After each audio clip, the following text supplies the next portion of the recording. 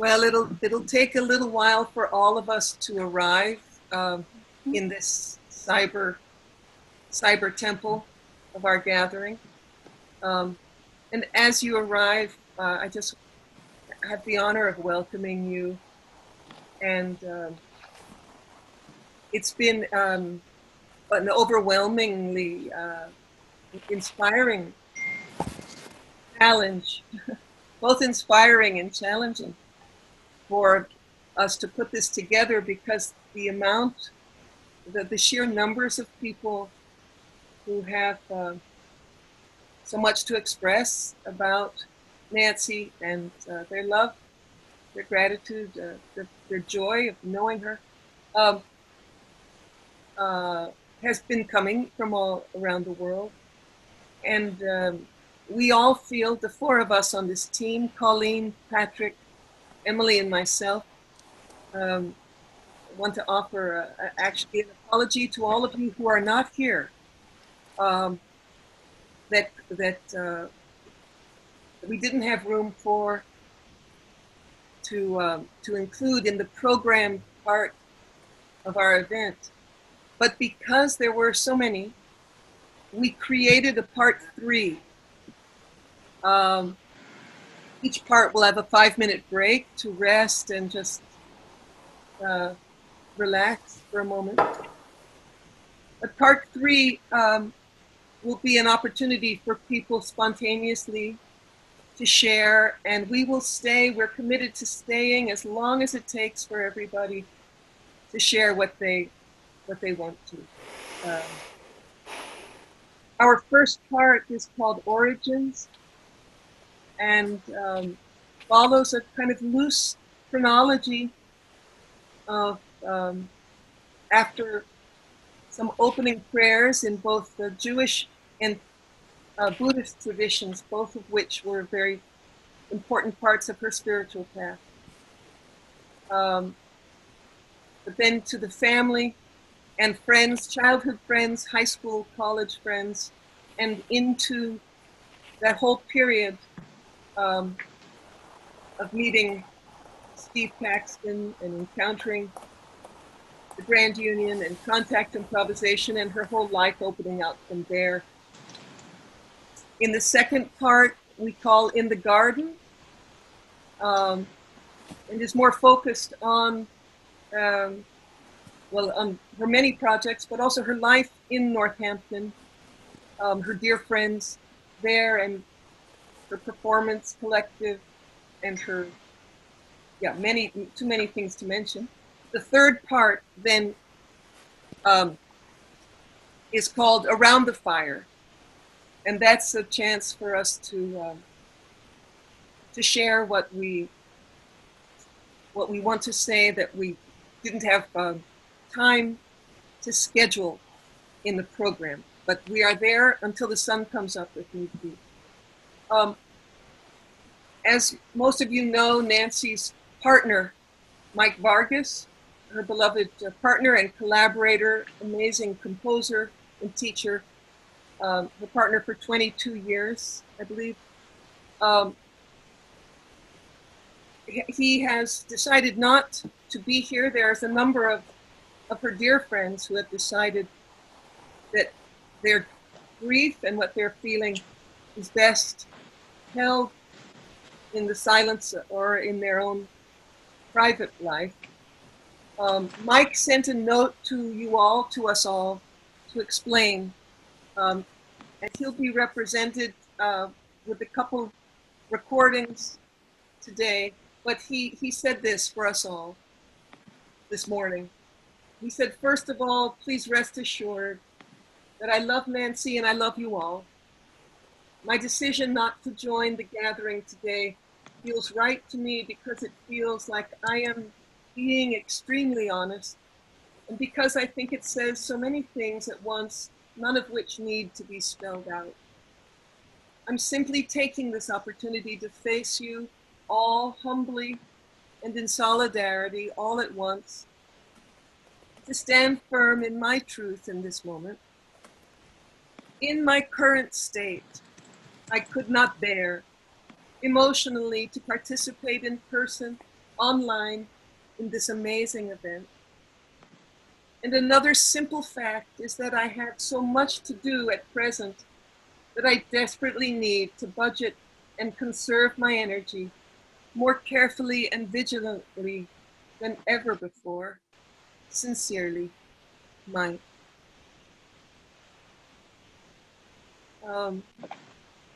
I'd like to open our circle today with his music, a beautiful piece called Ballad for Crying, one of Nancy's favorite pieces that she also performed here.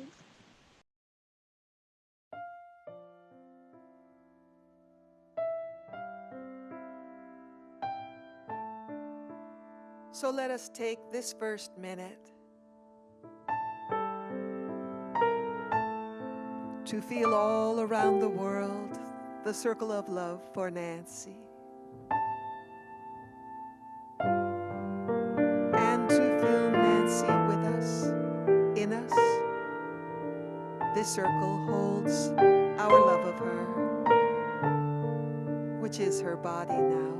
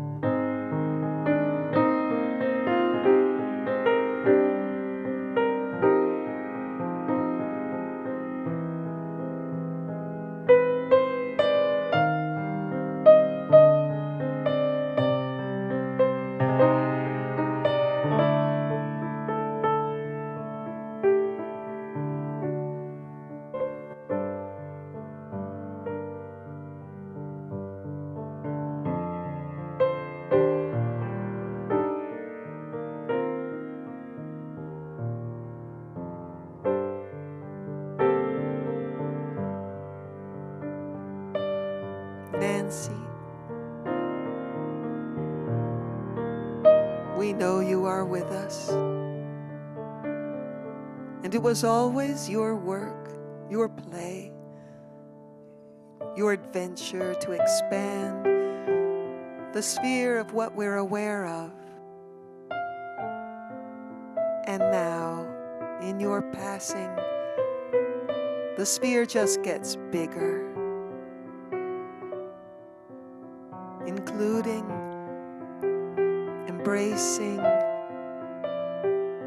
the non-physical with the physical, the emotions of our hearts with the sensations of your presence on all those subtle levels.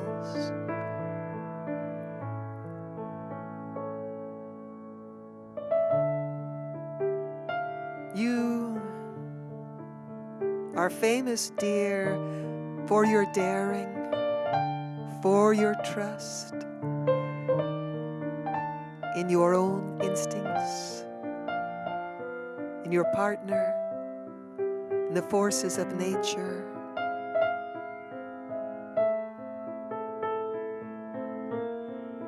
And on so many levels, what we all practiced with you were different kinds of that trust. All the trust to say something you're not even quite sure what you're saying, or do something when you don't know where it's coming from. With your famous, beautiful quote, when you are somewhere you don't know where you are, it is one of the most precious places improvisation can take you. For that is the place with the most possible direction.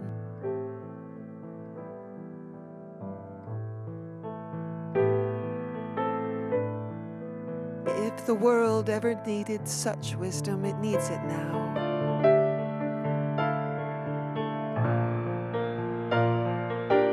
But as we convene this circle, let us expand our trust to trust that you are here with us.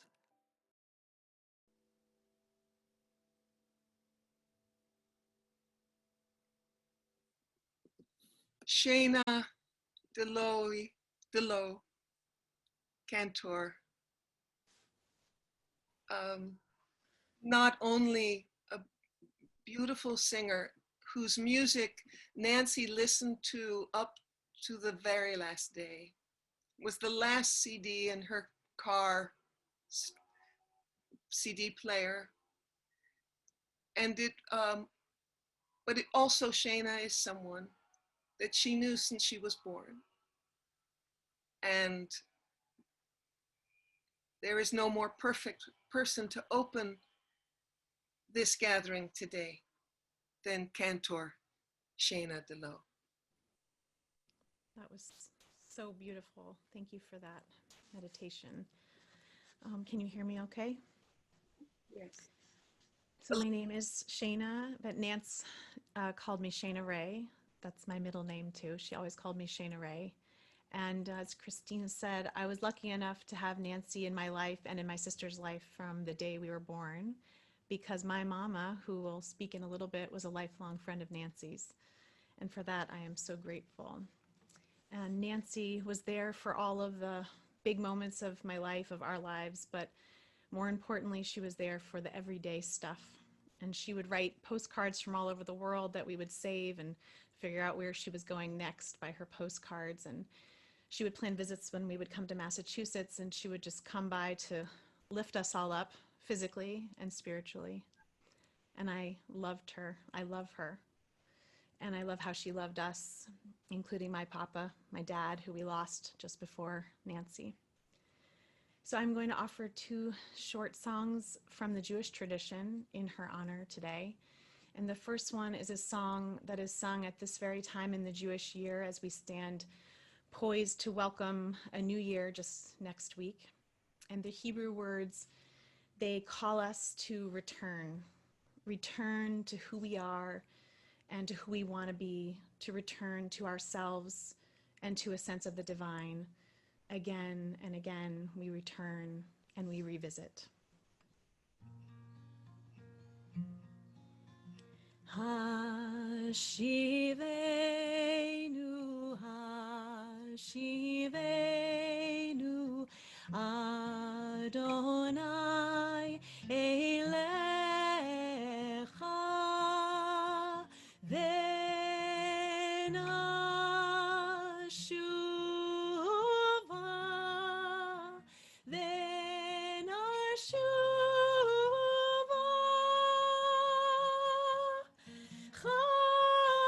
Chodesh, Chodesh, Yameinu Kekedem.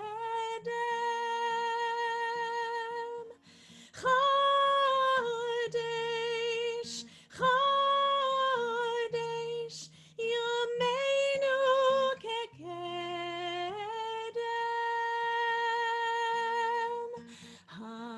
Hashivenu, Hashivenu, Adonai Elecha, Venashuva,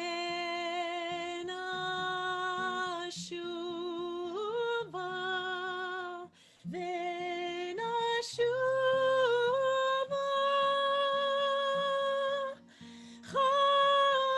Chodesh,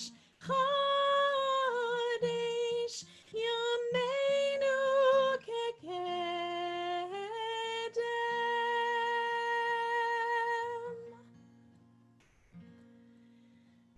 And I transition to another song that I offer because Nancy loved it. I recorded it a few years ago, and my mom always required that I send her everything I record, and so she loved to listen to it and wrote me an email about loving the Hebrew and English mixed together. And this text reminds me of her because it talks about sheltering, being sheltered in the wings of peace. And that's how she always made me feel. And as we are all here sheltering in place around the world, I ask that we be also sheltered in peace.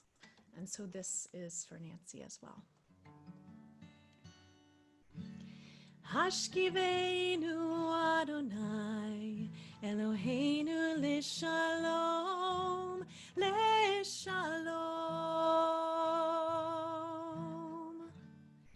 Ve'ha'amideinu, Shomreinu Lechaim, Lechaim, Ufros Aleinu,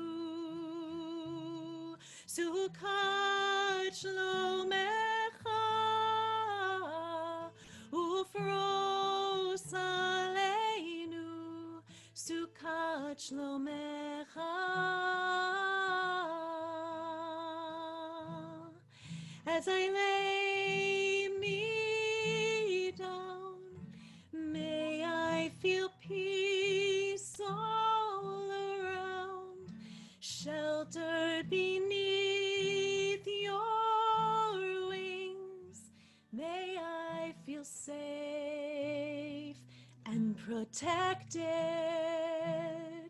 until a new day begins. Hashkiveinu Adonai, Eloheinu Lishalom, Leshalom. Ve'ha'amideinu, Shomreinu Lechaim, Lechaim. Sukkot Shalom, a shelter of peace. Sukkot Shalom on all of us, on all of us. Shalom.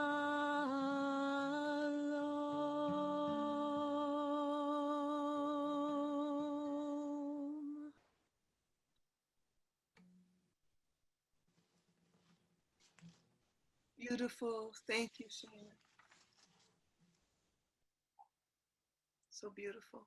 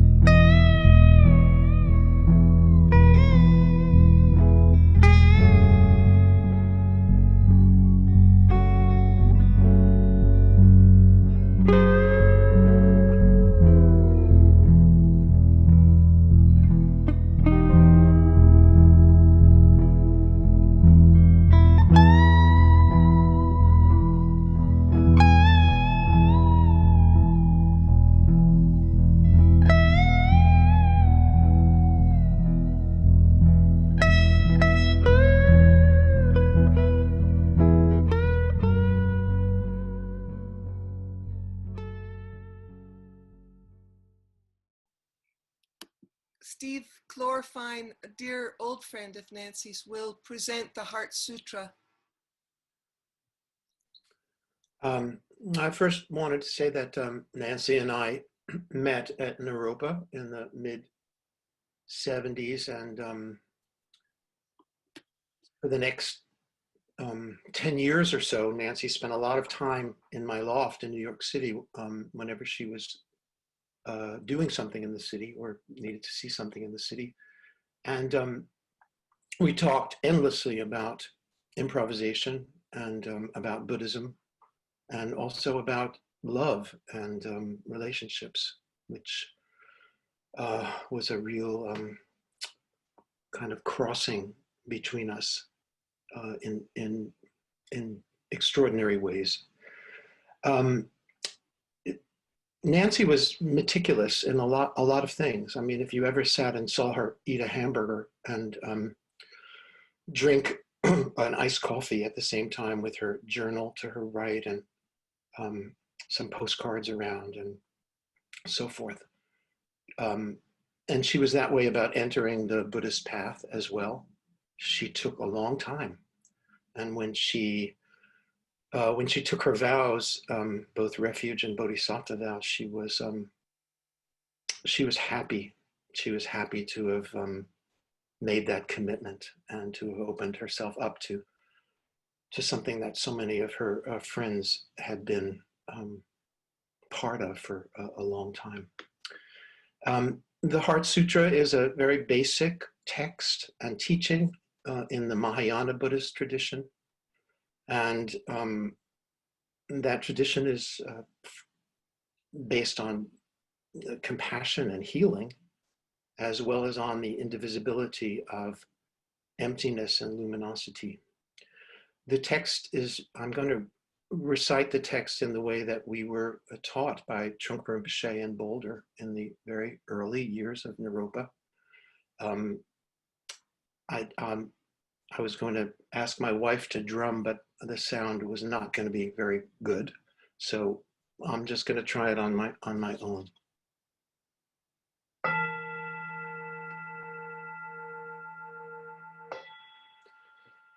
The Sutra of the Heart of Transcendent Knowledge. Thus have I heard, once the Blessed One was dwelling in Rajagriha at Vulture Peak Mountain, together with a great gathering of the Sangha of monks and a great gathering of the Sangha of bodhisattvas. At that time, the Blessed One entered the samadhi that expresses the Dharma, called profound illumination. And at the same time, noble Avalokiteshvara, the Bodhisattva Mahasattva, while practicing the profound Prajnaparamita, saw in this way. He saw the 5 skandhas to be empty of nature. Then through the power of the Buddha, Venerable Shariputra said to noble Avalokiteshvara, the Bodhisattva Mahasattva, how should a son or daughter of noble family who wishes to train to practice the profound Prajnaparamita? Addressed in this way, noble Avalokiteshvara, the Bodhisattva Mahasattva, said to Venerable Shariputra, O Shariputra, son or daughter of noble family who wishes to practice the profound Prajnaparamita, should see in this way, seeing the 5 skandhas to be empty of nature. Form is emptiness, emptiness also is form. Emptiness is no other than form, form is no other than emptiness. In the same way, feeling, perception, formation, and consciousness are emptiness. Thus, Shariputra, all dharmas are emptiness. There are no characteristics. There is no birth and no cessation. There is no purity and no impurity. There is no decrease and no increase. Therefore, Shariputra, in emptiness, there is no form, no feeling, no perception, no formation, no consciousness, no eye, no ear, no nose, no tongue, no body, no mind, no appearance, no sound, no smell, no taste, no touch, no dharmas, no I dhatu up to no mind dhatu, no dhatu of dharmas, no mind consciousness dhatu, no ignorance, no end of ignorance up to no old age and death, no end of old age and death, no suffering, no origin of suffering, no cessation of suffering, no path, no wisdom, no attainment, and no non-attainment. Therefore, Shariputra, since the bodhisattvas have no attainment, they abide by means of Prajnaparamita. Since there is no obscuration of mind, there is no fear. They transcend falsity and attain complete nirvana. All the Buddhas of the 3 times, by means of Prajnaparamita, fully awaken to unsurpassable, true, complete enlightenment. Therefore, the great mantra of Prajnaparamita, the mantra of great insight, the unsurpassed mantra, the unequaled mantra, the mantra that calms all suffering, should be known as truth, since there is no deception. The Prajnaparamita mantra is said in this way. Om Gate Gate Paragate Parasamgate Bodhisvaha. Thus Shariputra, the Bodhisattva Mahasattva, should train in the profound Prajnaparamita. Then the Blessed One arose from that samadhi and praised noble Avalokiteshvara, the Bodhisattva Mahasattva, saying, good, good, O son, O daughter of noble family. Thus it is, O son, O daughter of noble family. Thus it is. One should practice the profound prajna paramita just as you have taught, and all the Tathagatas will rejoice. When the Blessed One had said this, Venerable Shariputra, noble Avalokiteshvara, the Bodhisattva Mahasattva, that whole assembly and the world with its gods, humans, asuras, and Gandharvas rejoiced and praised the words of the Blessed One.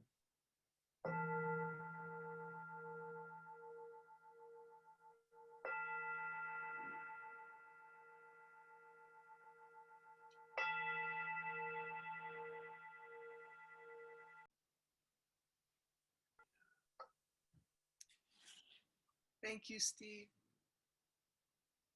Beautiful. So, welcome, Susan. Welcome. So Nancy was my little sister. And my goal with you right now to share really some background in what I like to call the origin stories. I've known her her whole life, and my children are going to speak after me with some thoughts from other family times. So I'm not going to talk about all the family times, but I'm going to pick up on three themes about Nancy when I show you these pictures. And basically, there are three main themes.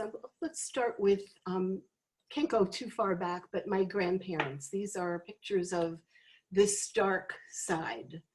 On the left, my grandfather in his World War I uniform. He was born in the United States, as was my mother's mother as well on the right, Augusta Stark. And then my father's mother on the right, Julia Smith, and there you get the Nancy Stark Smith, the names. But look at this picture of her on the left. We always used to say that Nancy has this Smith face, but can it be any clearer, really? And then I'm going quickly. Here are my parents. I want to talk a little bit about the themes and what flowed basically from both of my parents to Nancy. One of the issues for Nancy is her universal humanity. That sense that my father was a professor of medicine at Albert Einstein College of Medicine. He worked in city hospitals of the Bronx most of his career, and he treated everyone the same. He spoke to the elevator operator and the guy who cut the cheese in the deli on Arthur Avenue, and the other professors and his patients, all the same. And that network of universal humanity that he really is a theme in Nancy's work too. Everybody matters. And my mother on the right was educated at Brown University at Pembroke College, and graduated in the 40s, and she was a writer. And she was also known for her gregariousness, her ability to bring people together, and really mostly having a good time. People all over loved her. She wrote original sketches at Brown for their yearly, I don't know, sort of like skit thing that they used to do. And she went to work for Life magazine. Again, writing is another theme. Use of words, her connection with people through the words. And boy, did she connect with people, because her gig at Life magazine was Life Goes to a Party. This is just one clear, wonderful picture, I think. Her gig was not counterculture. You wouldn't find Nancy here, but fun, just a lot of fun. And, it goes on and on. But as my mother quit her job at Life, when she was about to have me. The staff and the other writers put together, this is just one piece of this thing that they did for her. But I had to put it in because the people who've seen this picture say, oh, that's Nancy, that pose on the left. With Charles Atlas, no less. You're probably all too young to know who Charles Atlas was, but he came before Arnold Schwarzenegger. And so she died in 1957. And then it was just the three of us. And there's a picture of my father and myself and Nancy on the left. And Nancy's sitting famously on top of the refrigerator, which is a place she didn't get to go too much. Somebody had to put her up there, but she loved it up there.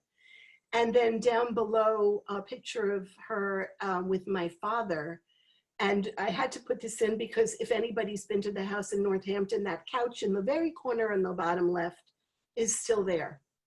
She didn't throw a lot out. And so here are her baby pictures. How adorable.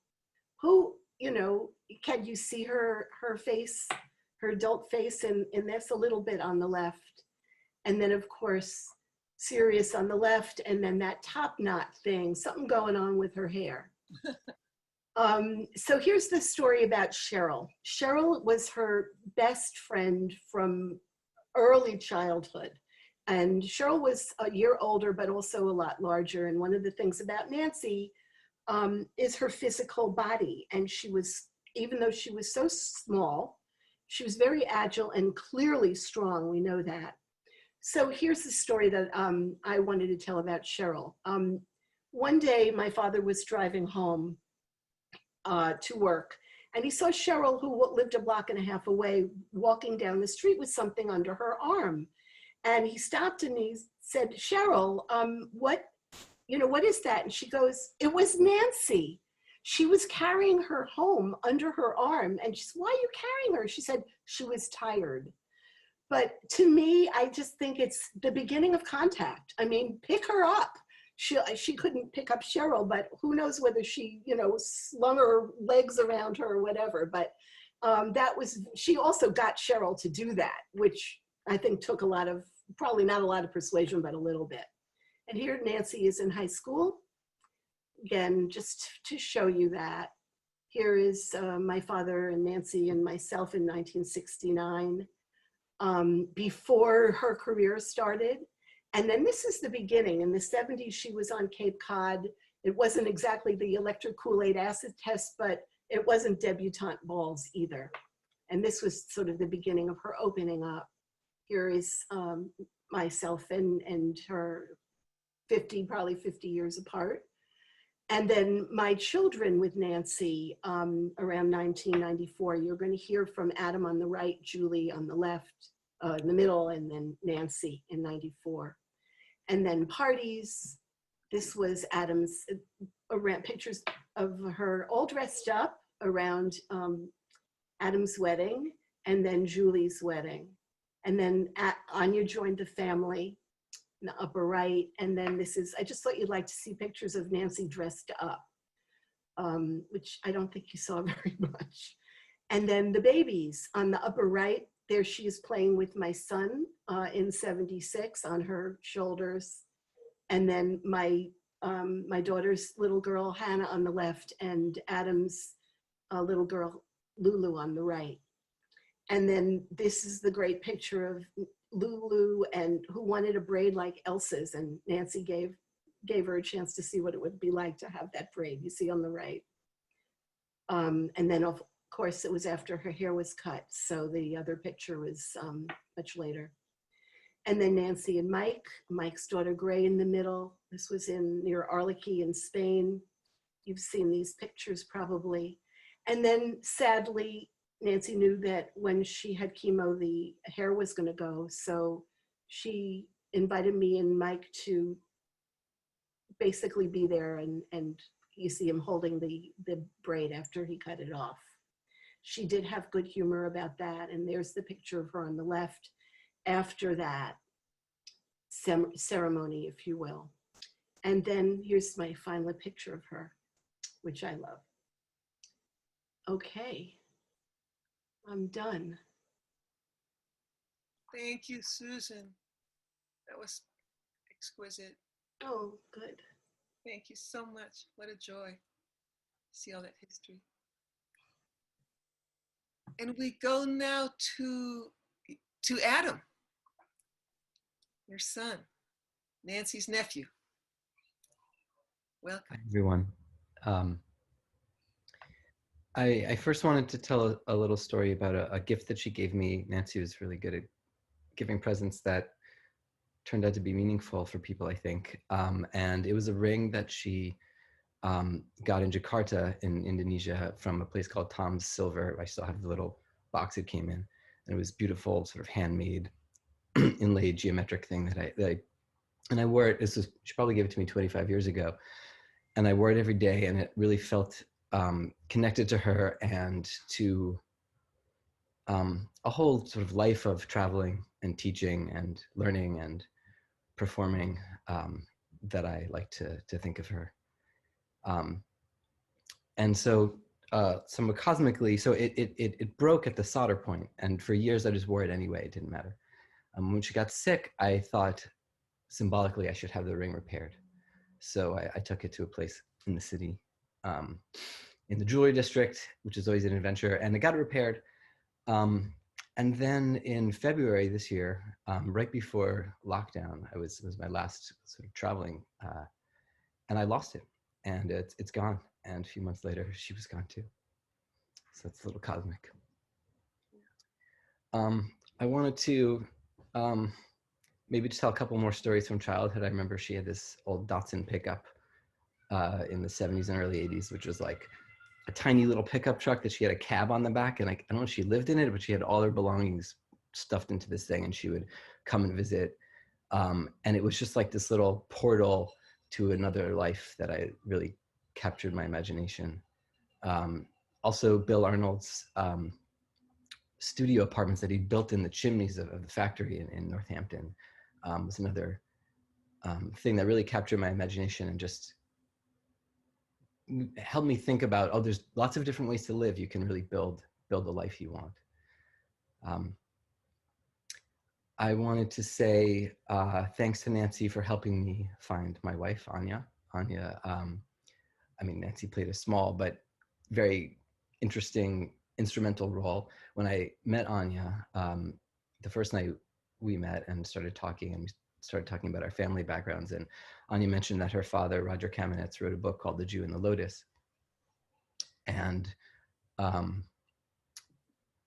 knew that book. That was a book that was in Nancy's house. And I was always interested in it because I was curious about Nancy's connection to Buddhism and Judaism and her interest in how they overlap. So that helped me really connect with Anya.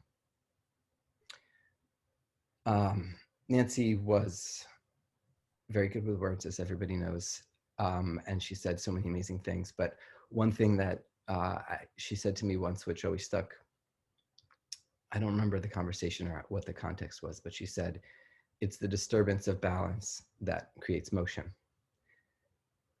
And I thought that was very profound, and it captures a bunch of things. I mean, the contradictions in life and how balance is something that is, we often think of as a goal to maintain balance and how important it is, but it can't be taken, you can't go too far with it because otherwise nothing moves and nothing happens. And it also seems to me to capture how much motion and movement is so important to her, and the pure joy of just doing something and moving your body, I think, is really what drove her through life, and it's something that I share with her.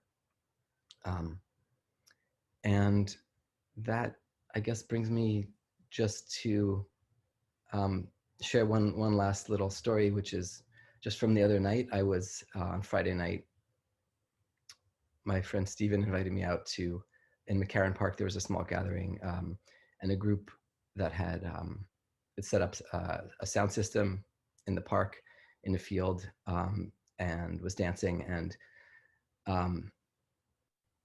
it's a community of people that probably has a lot of overlap with the community here.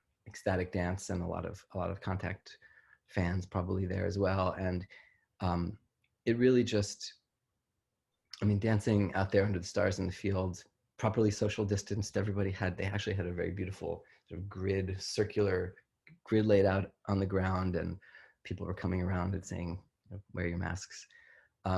But the community that Nancy helped build is probably, her greatest achievement, I think, of all of her many, many achievements, and how it's just grown and branched and keeps evolving, and has touched really so many people. And so I was so grateful for that community in that night and always. Thanks. And I think Julie is next. This might feel a little more formal, but it helps me to write it down. So, hi everyone, I'm Julie Kligerman. I'm Nancy's niece. When Christie asked me to speak at this event, I wasn't sure where to begin. Like so many of you, Nancy was a great influence on my life, but her groundbreaking work in Contact, her highly sought after teaching, her professional collaboration were not the pieces of her that I experienced. To me, she was just my dear Aunt Nancy. Some of my fondest memories are the games she invented for me and my brother Adam when we were little. My favorite was the suitcase game. She would wrap us up in a blanket, pull the ends together so we were hidden inside, and reach in to get something out of her suitcase. Let's see, where did I put my hat? She would ask, rummaging around our ribs and our feet to find the packed item, the whole exercise a thin disguise for tickling. Time to leave, she would exclaim, picking up the whole bundle, throwing it over her shoulder like Santa Claus, and traveling from room to room. Occasionally, she would stop to retrieve an item out of the suitcase, generating more giggles from within. As I grew older, I was allowed to go and visit Nancy on my own. I would take the train from New York, and she would pick me up at the station with lots of options ready for our time together. Deciding where to eat, which activities to pursue, and what present I might like were always among the choices in the mix. Both lovers of nature, we would take long walks in the woods or across the vast farmland near her house. We would dip in the river that ran behind her studio building, or drive to the top of Mount Tom for lunch with a view. Nancy and I usually ended up talking late into the night. She asked about my life in ways that no one else ever did and offered sage, thoughtful advice without being pushy. I never felt hesitant to confide in her, and she never failed to open my eyes to new possibilities for my future. She offered deep love and understanding with such care that I always felt recharged at the end of the visit. A fresh perspective, a new confidence, a subtle shift I could take with me as a parting gift. As luck would have it, I got to spend more time with her towards the end of her life because she had doctors in Boston nearby and she would couple her appointments with a visit. I was struck by how, despite everything she was going through, she still had boundless energy for learning about my life and how I was doing. She always shined her light on me, and it's a gift I'll always treasure. After she passed, I was heartened to learn just how many others experienced a deep connection with her and a rejuvenation from time spent together. I can only hope that we gave some of that energy back to her. I don't think anything I can say will adequately express how much she meant to me and how much I will miss her. But I will always think of her when the lilacs bloom in the spring, when I eat watermelon, or simply when a shaft of light on a wood floor gives a room a warm glow. Sharing a mutual appreciation for these simple things will allow them to serve as loving reminders that she will always be with me. Thank you. Hello, Nance called me Jude.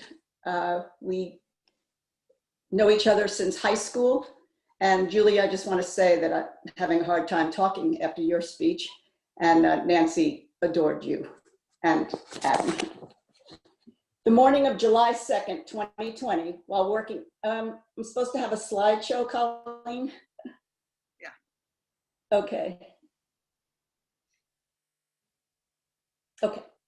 The morning of July 2nd, 2020, while working in my synagogue's community garden, Nance came to me. I thought how she would have loved this community garden and how much she loved to show me her garden at her home in Florence. She took such joy and pride in her little garden, and that was one of the positives of having to curb her travels and stay home for longer periods of time during her treatments, was having more time to plant, reap, and enjoy her garden. Nance and I go back 53 years, and over that time, we have stayed in touch, weaving in and out of each other's lives, sometimes randomly, sometimes after a few years, and later more purposefully. We met in high school. It was my senior year, and it was her freshman year. We both took biology that year and became lab partners. It was a great partnership, as she loved the task of dissecting the frog, and I was happy to take notes. But more than that, we became fast friends. We socialized together. We went to services at our temple together. Her father saw me as Nancy's protector, but little did he know that I was not necessarily the best influence. My mother felt sorry for Nancy because she had lost her mother at an early age. Nance often laughed about my mom, Sylvia, offering her a hand-me-down dress to wear to Shabbat services at our temple, like she was a poor little street urchin. When I went off to college, we saw each other a few times over summers. When Nance went off to Oberlin College, our lives took off in so many different directions that there was a hiatus of communication for a few years. After I came back from a 4.5 months traveling around Europe and moved in with friends in Belchertown, Massachusetts, where I began making pottery to sell, Nance popped in to see me on my 23rd birthday. She drove up in her Jeep and on a whim asked me if I wanted to take a trip with her to Canada, to travel up the St. Lawrence River to Quebec City. I immediately said, let's go, and we got in her Jeep and went. We stopped in Montreal at the home of a woman named Mary, who I had met and hitchhiked with while traveling in Europe.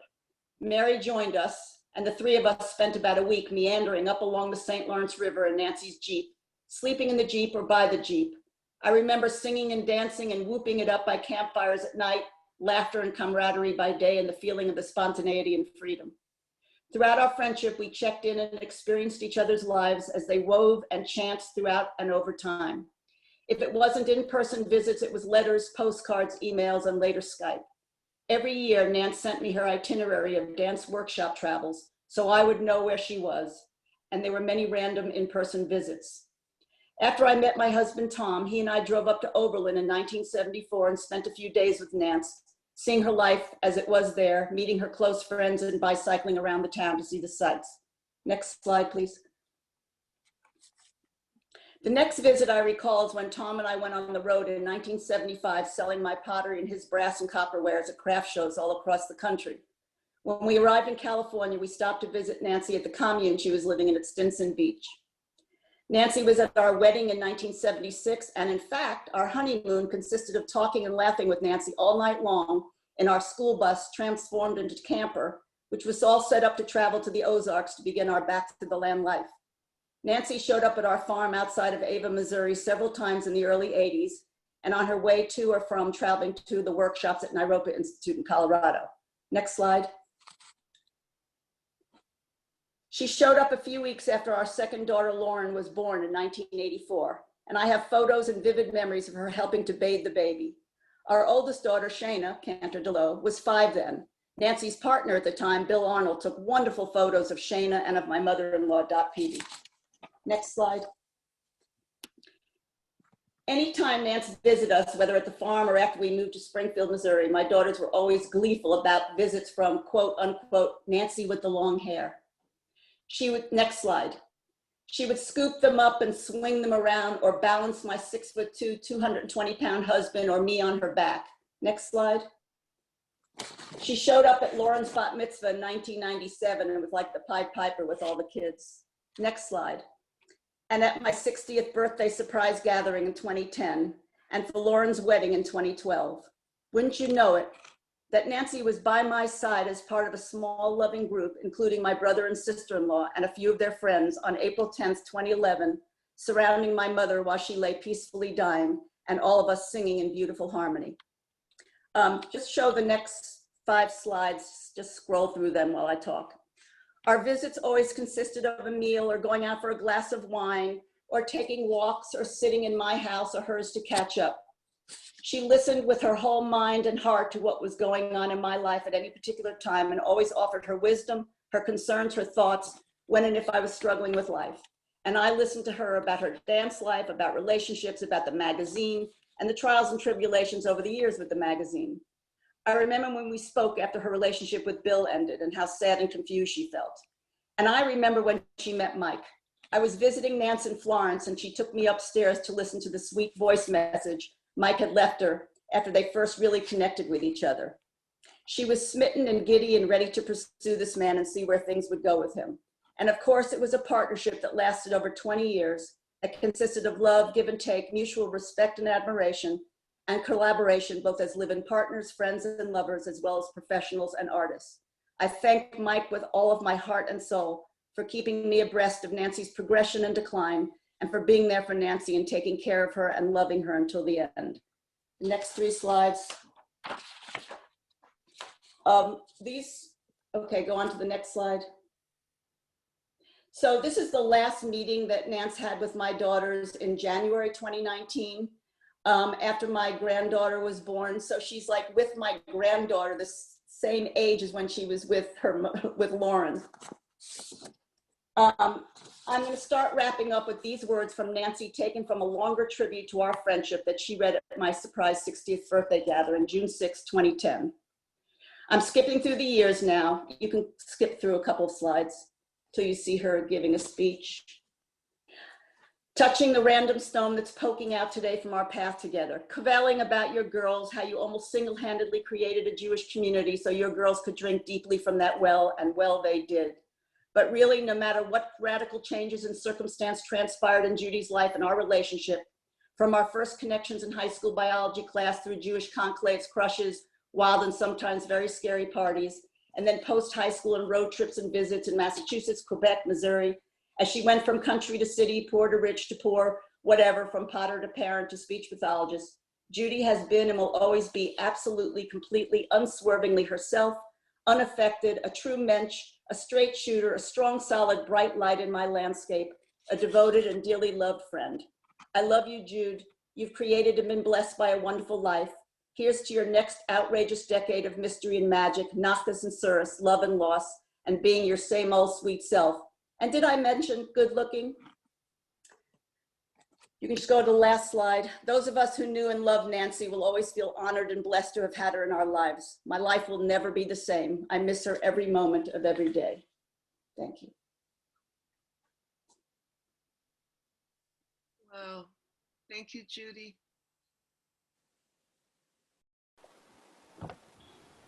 Maybe yeah, that does it.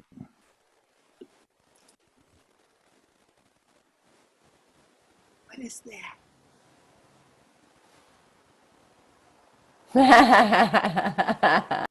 What is that?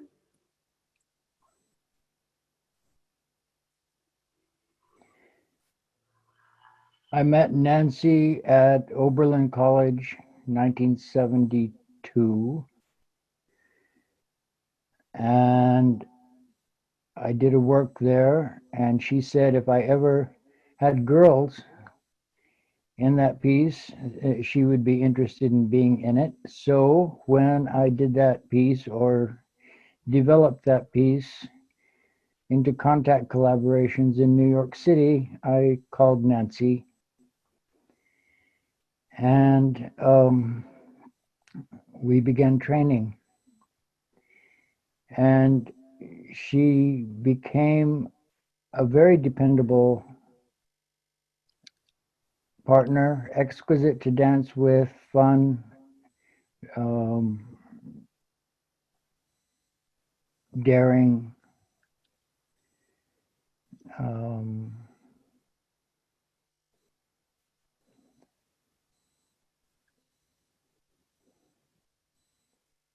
agile, nimble, strong.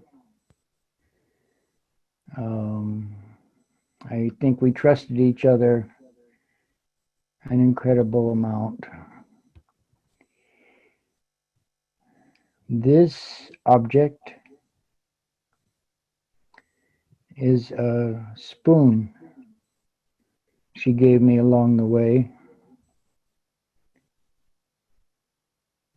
I use it now for my coffee in the mornings.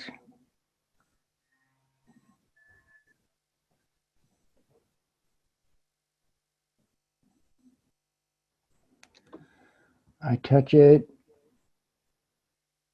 every day. Start the day.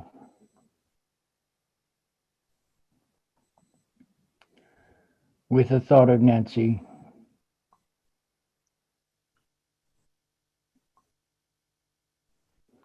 Just an ordinary object, really.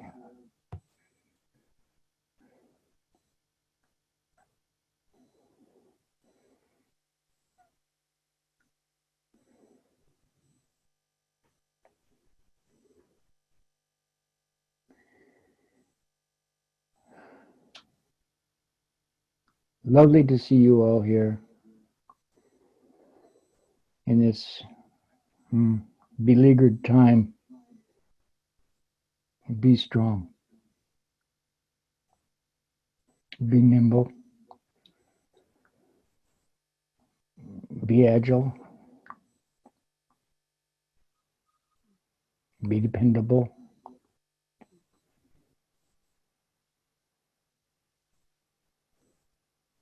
Look forward.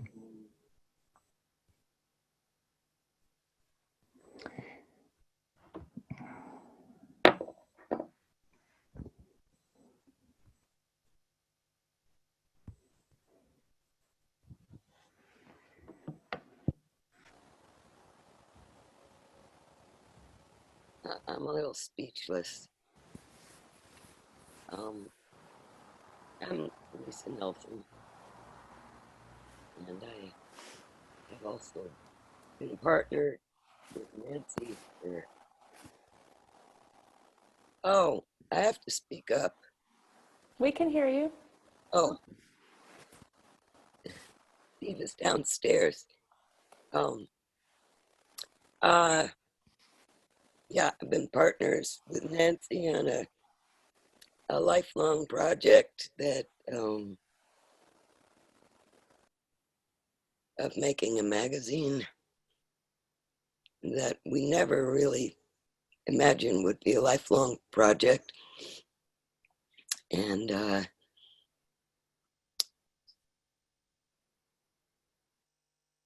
this project is completely consuming me right now. And I've had very little time to bask in feelings of loss.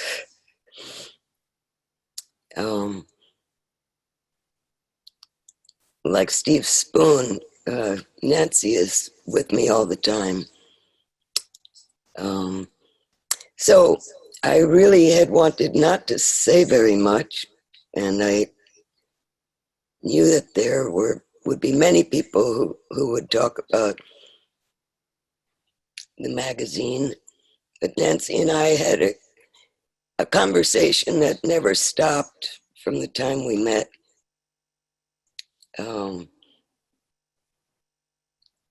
Through Steve, actually, in 72 or 3. And I tried to make something as a kind of a righteous, I wanted to do a live improvisation. And instead, I made a big mashup, but I'd like to show something about improvising that Nancy and I didn't actually agree on. But I always felt she was somewhat amused by my efforts. Let's see if I can do this. This is really about touch and falling, and it's made in a process of touching movement through a screen. Okay, I have to press share screen, see if it works, and I have to share it. And then I have to find it. So here it goes, folks. I might not show the whole thing.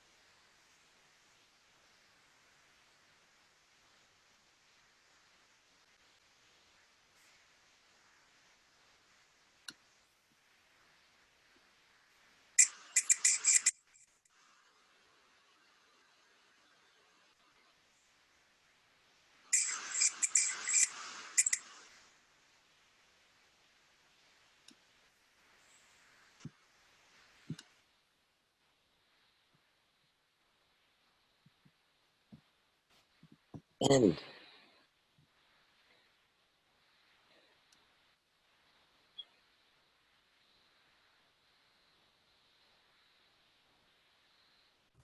For the last probably about 10 years, Nancy and I had an appointment that we would at first phone and then eventually Skype around every equinox and solstice.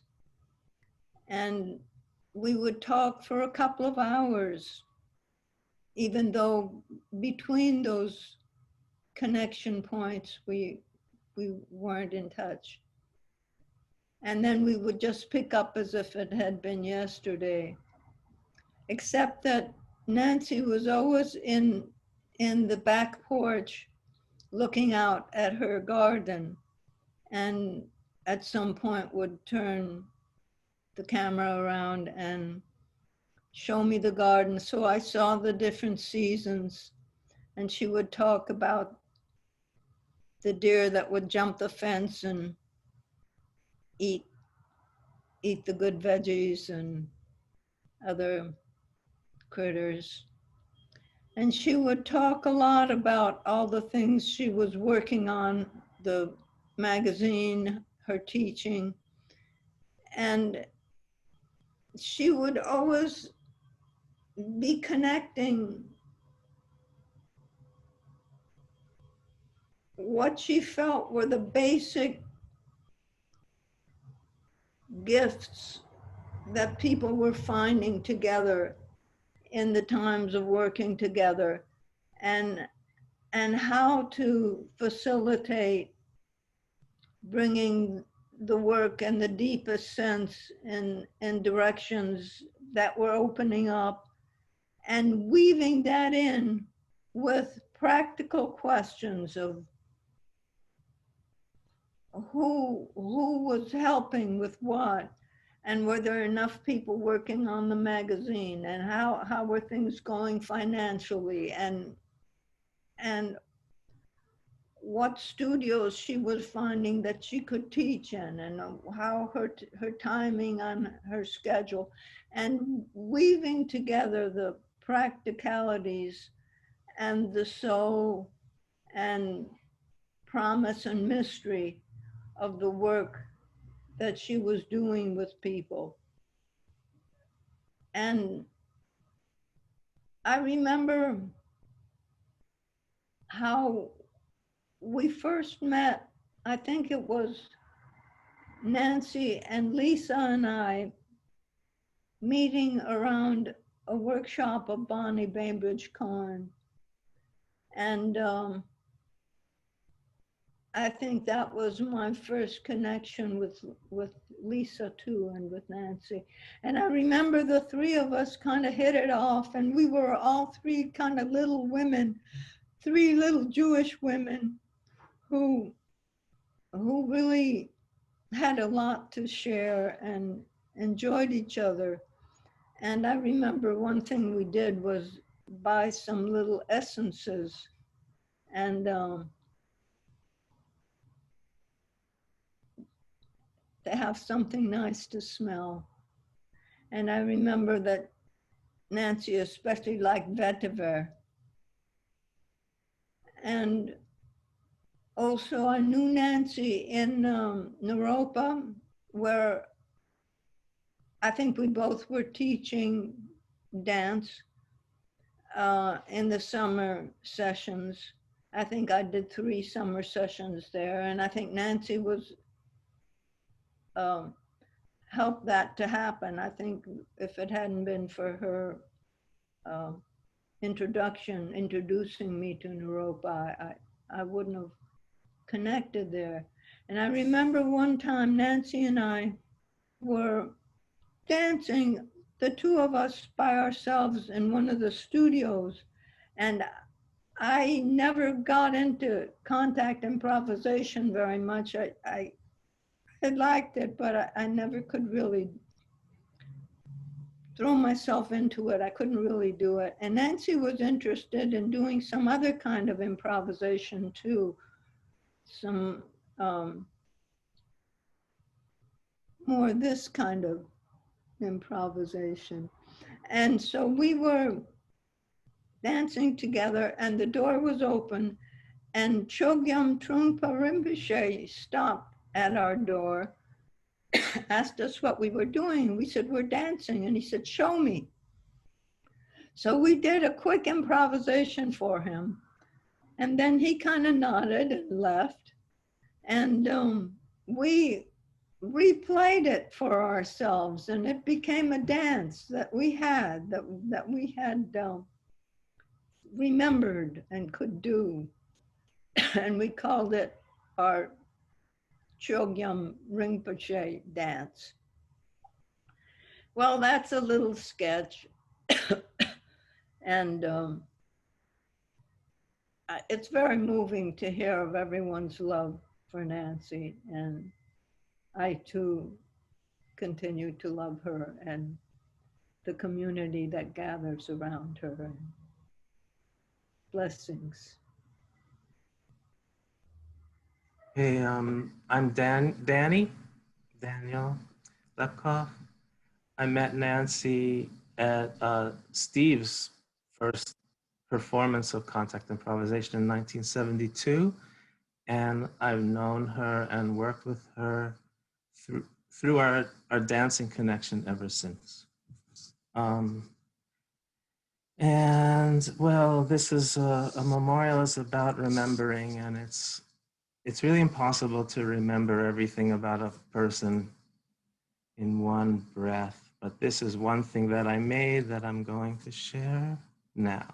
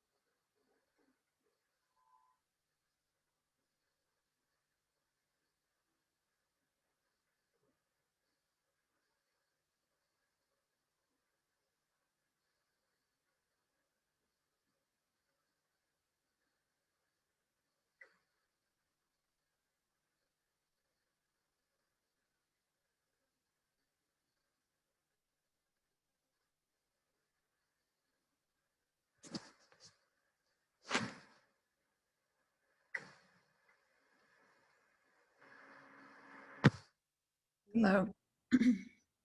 My name is Nita, and I, like Danny, have known Nancy for close to 50 years. I wrote this. I'm sorry to not be speaking through ad-libbing, but I really needed to just put those words down. So here we go. I never realized, as I do now with Nancy's passing, that gratitude and grief can be both personal and public, for myself and for others, for my singular relationship with her, and for her relationships with others, which altogether compose a fabric that brought meaning to my world, shaping and structuring so much of what just seemed to be naturally arising. My grief for her unfolds in small moments and large, shifts scales, and appears in the gap between words spoken and not. In her care for what is left out, stillness and the unsaid. Though I knew death was dancing her, I never knew she was actually dancing. She intimated, but I didn't fill the emptiness with its meaning. Feelings abide in that void. My gratitude for her touches so many things, sometimes simultaneously, all growing out of the core of what I experienced of her as a sister in the birth and growth of contact improvisation. Yet my personal grief is bodily felt as now empty places where I didn't know she lived. I was so adapted to her presence within. We had known each other for a long time, nearly 50 years, and in that time a landscape of relational forms had grown, not all making for easy moving, but always intensive, potent, with the kind of care that isn't going away. The ground of this deep familiarity had been well laid through the early years of contact improv and the way our female bodies believed in one another enough to seek out unknown territories.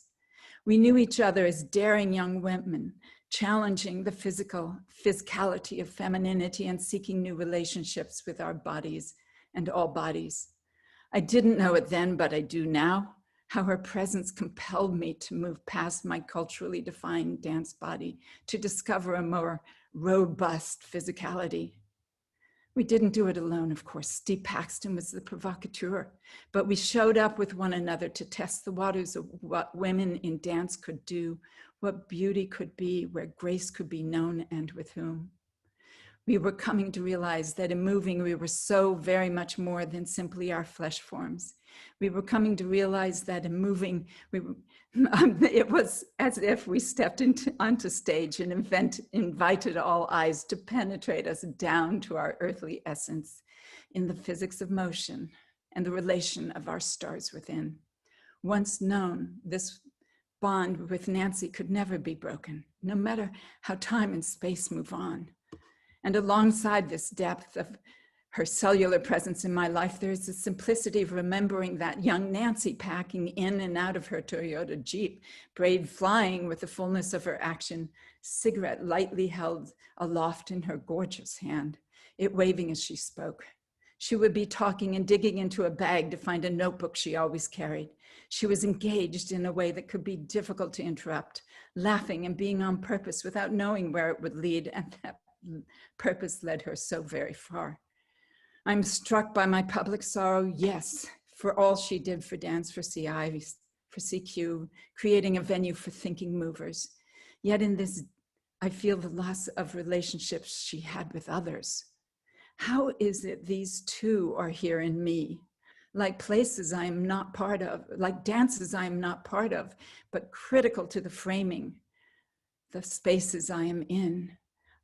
I miss the vitality of their presence in my world with all of you, all these relationships that were the expansive, entangled Nancy, the network maker, touching and becoming a whole world of relations.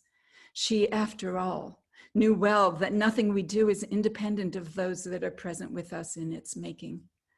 I must acknowledge how important so many of you were to her contributions, Mike especially.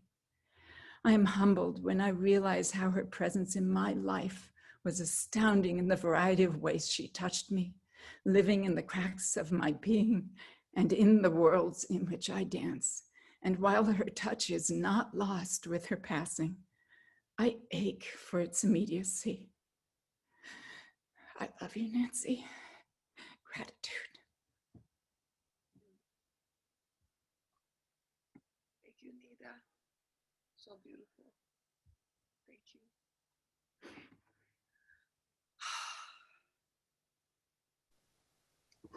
Lanny. Oh, I'm Lanny Harrison. I met Nancy at Naropa in the mid-70s. When I'm finished with this two little memories, my daughter Hannah Pearl Walcott will speak a bit.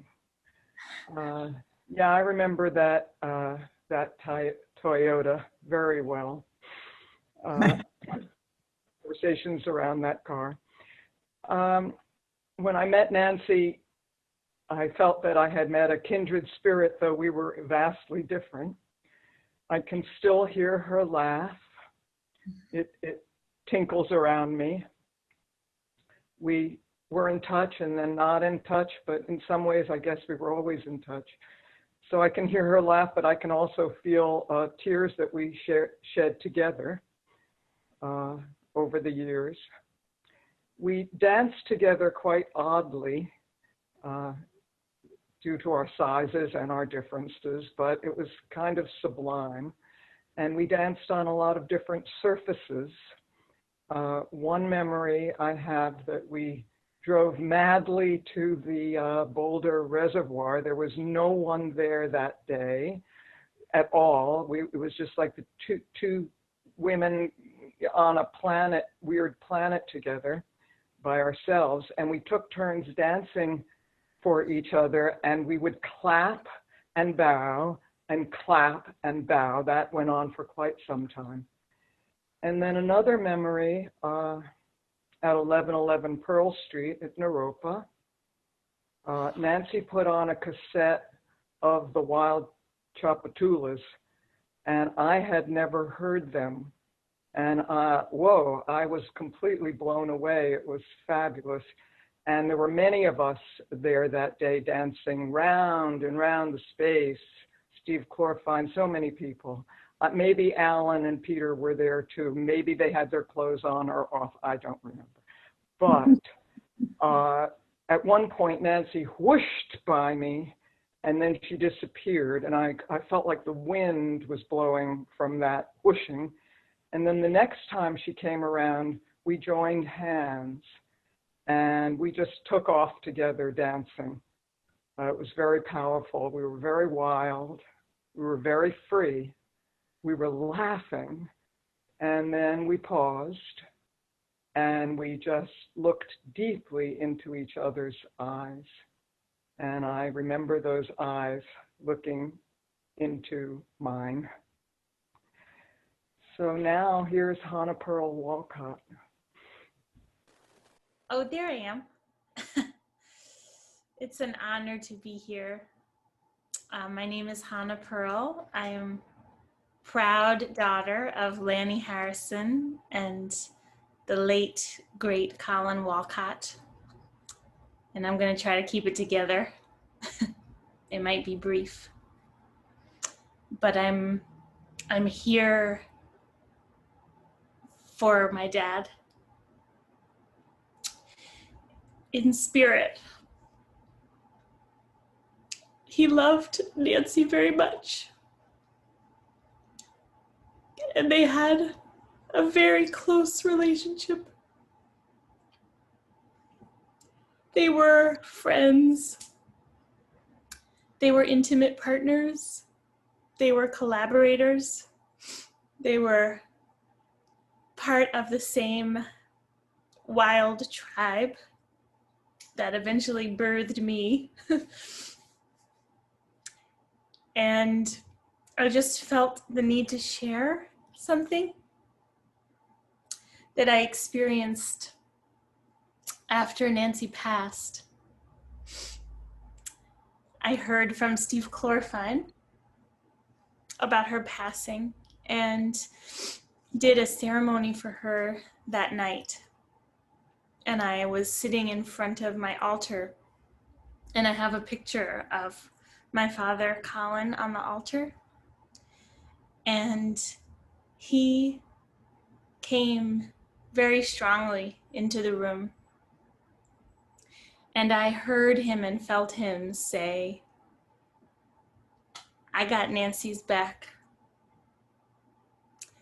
And it felt very much that he was welcoming her into the spirit world with safety and loving and open arms. So I just wanted to share to this group that I had that experience of her being welcomed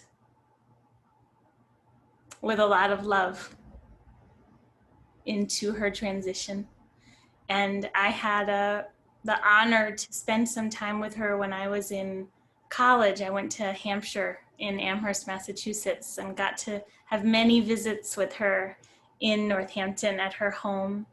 And she treated me like a niece, like family. And it was so beautiful to spend time with her. And she still had a really beautiful picture of my father on the wall, and always honored him no matter how much time went by.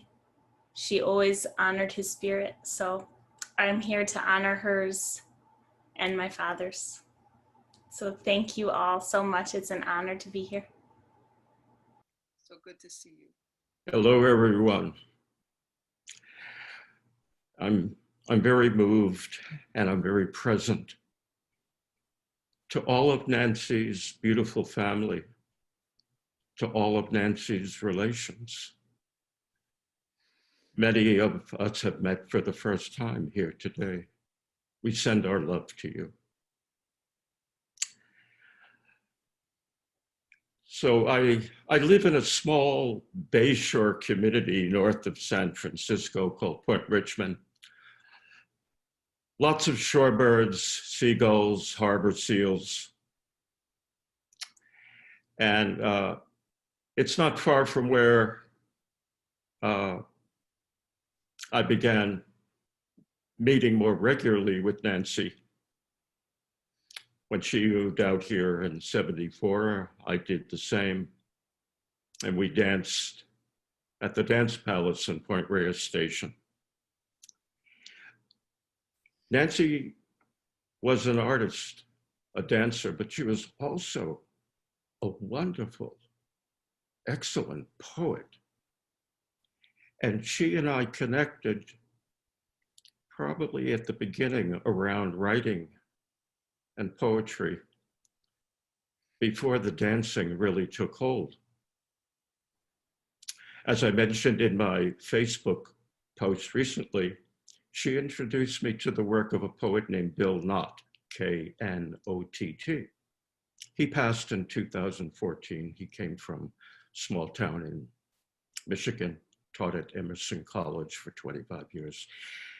And I feel it would be appropriate to read two brief Bill Knott poems in honor of Nancy. They're both called Untitled. Fingerprints look like ripples because time keeps dropping another stone into our palm. Fingerprints look like ripples because time keeps dropping another stone into our palm. This one actually is titled My River. The closer it gets to the sea, the more it aches for its source, the wound that sprung it from the ground. So I walked into, in the summer of '74, a reception, a student faculty reception at the now many times today referred to Naropa Institute, became Naropa University. And there was a room, and in it, across the other side of the room, I saw a woman, long braid, holding court, if you will. There was a lot of very interesting looking people around her. I couldn't hear her words, but she was gesturing and moving as she spoke.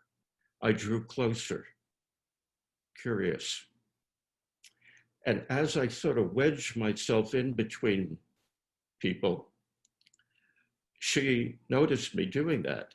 And she gestured for me to come closer, and I kind of squeezed through.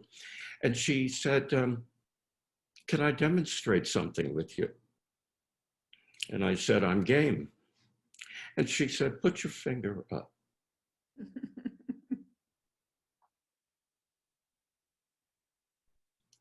And she said, now hold it there, but hold it with your entire body and your whole being. And she did the same. We came together. That was my first contact duet with Nancy, with anyone. My universe, personal universe, if you will, opened up, exploded. And I sensed a familiarity with what was happening. Maybe she got that I did. We've all had the finger duet. We all know how to do it. We'll all always know how to do it. So if it's okay with everybody, I'd like to invite you to put your finger up. If there's somebody in your Zoom, in your room with you, and you want to put your finger to theirs, go ahead. But let's put our finger up, if you will, this one, and close our eyes and feel and sense. And hello to Nancy.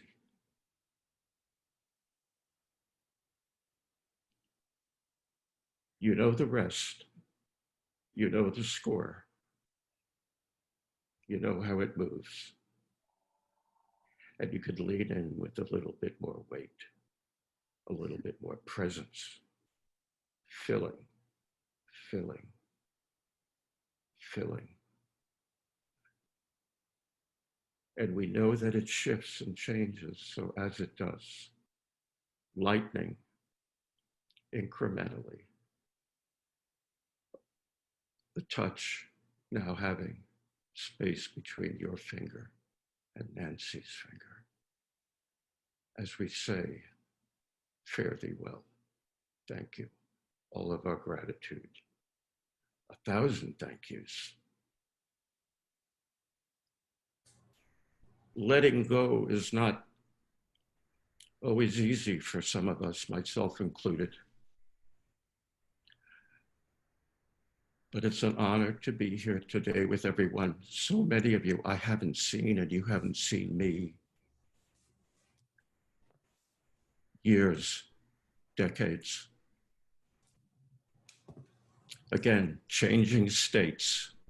Nancy's flag under which she flew for so long, changing states.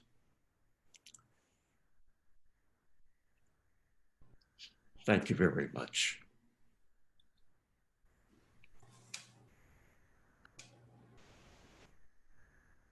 I'm so moved by everyone.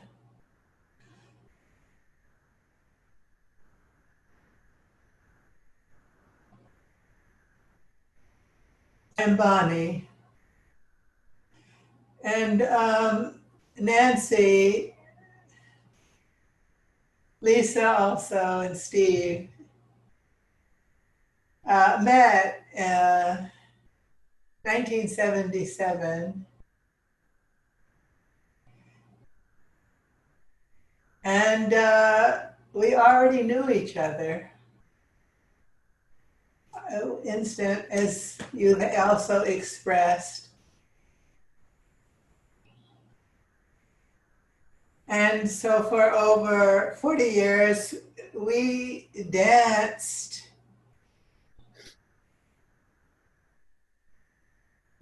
our lives. And great passion and inquiry about life and movement and questioning and how to regurgitate into words this power inside. And I see Simone and our days at Naropa also, and how much fun we've had, how much fun we've had, and how much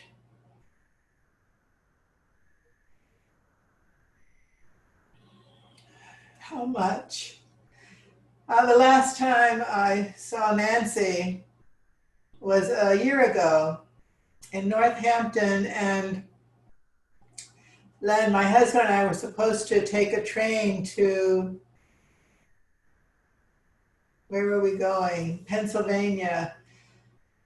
And we'd said goodbye to Nancy and everyone, and Andrea is here also.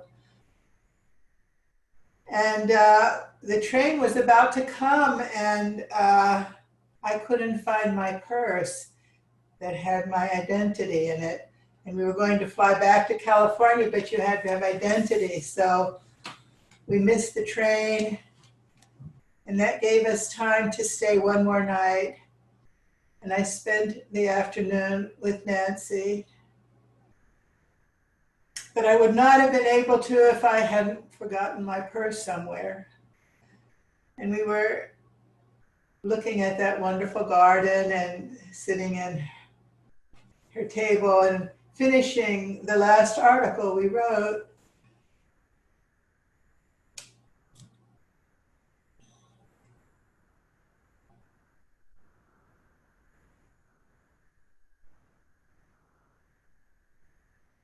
Laughing as always, questioning, having fun. Mike came by and said hello. And we left the next day.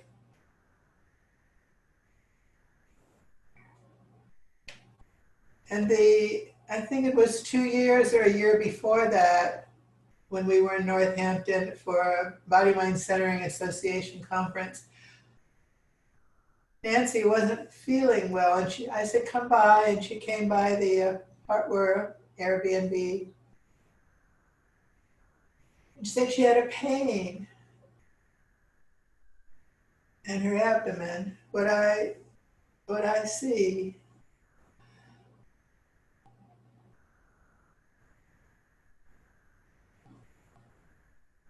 And that night she went into emergency and found her diagnosis.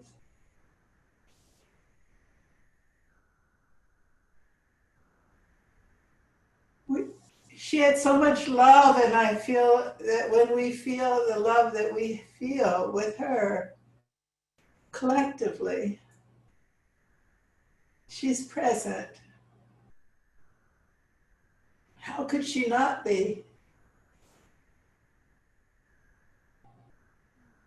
I so appreciate Christina, and all names have left me. But thank you for putting this together, and everyone for sharing. This wonderful woman who touched us so deeply. Thank you.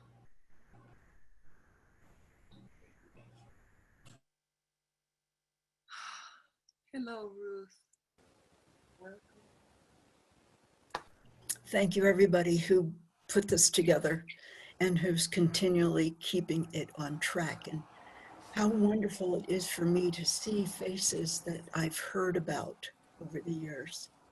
And now I get to see what you look like, and I guess you get to see what I look like after decades and decades of hearing each other's names. So thank you, Nancy, for that to begin with. And here's more.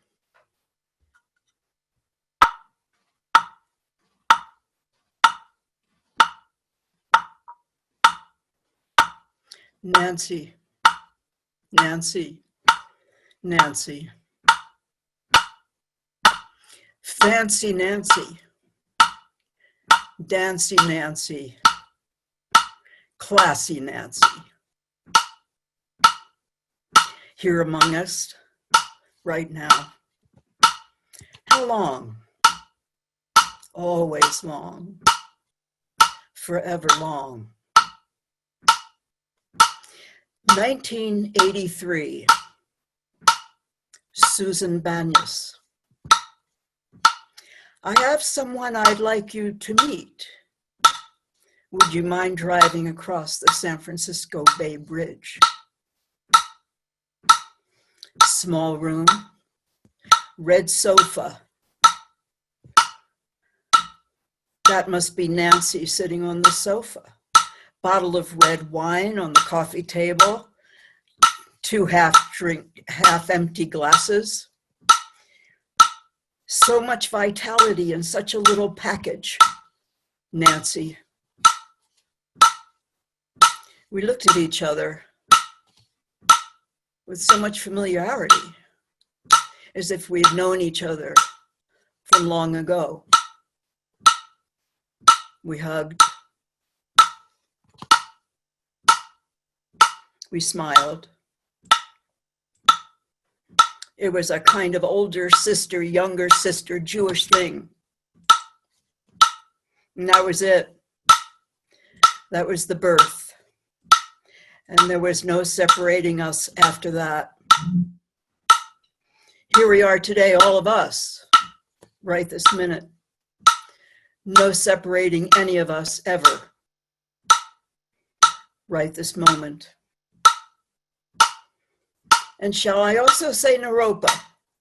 Is it getting redundant? Summer after summer after summer. Wild times, crazy times, messed up times, deliberate times, mistaken times. Music, poetry, dancing.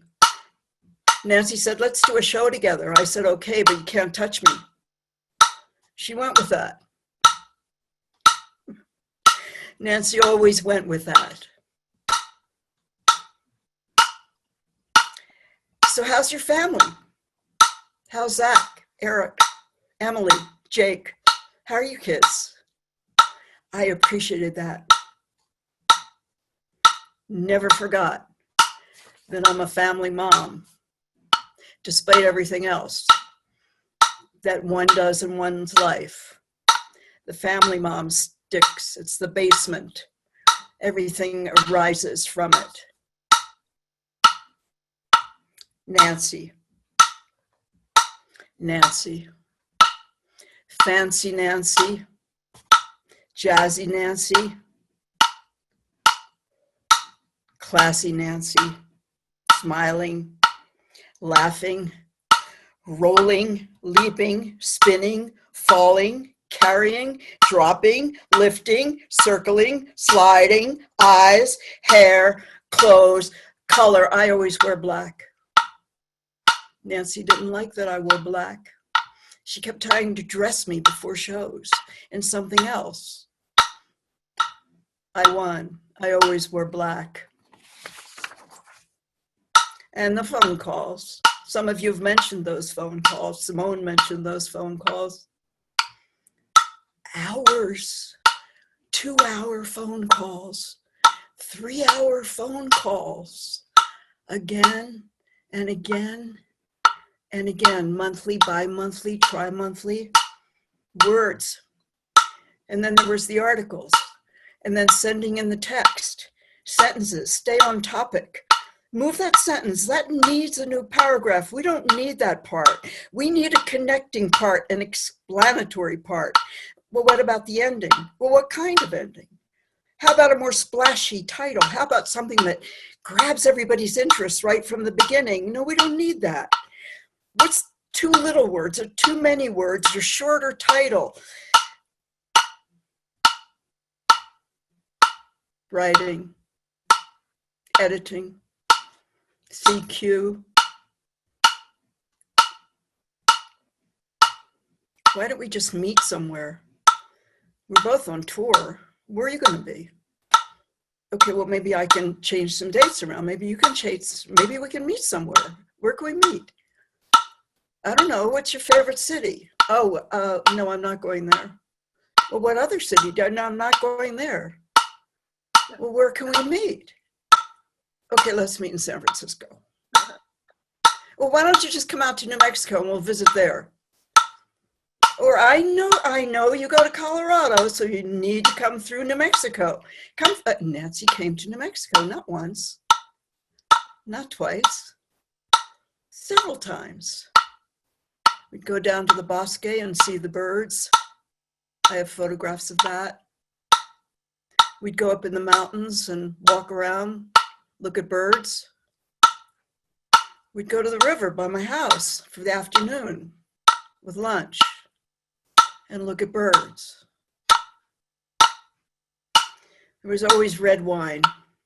There was always red wine available. No matter where we ate, there would be red wine. Whether it was my house, her house, restaurant, always red wine. She knew so much more about wine than I did. And she was always right. It was always the right thing. There was one conversation that kept running through, no matter what the time and place was. It was about the engineers and the ferries. It was about improvisation. It was always about improvisation. The engineers would say, don't fall off the tracks. Remember that your partner's in the space. Remember that you only have 45 minutes to get this show over. Don't fall off the stage. The fairies would say, fall off the stage. Fall off the stage. Fall off the stage. Fall off the stage.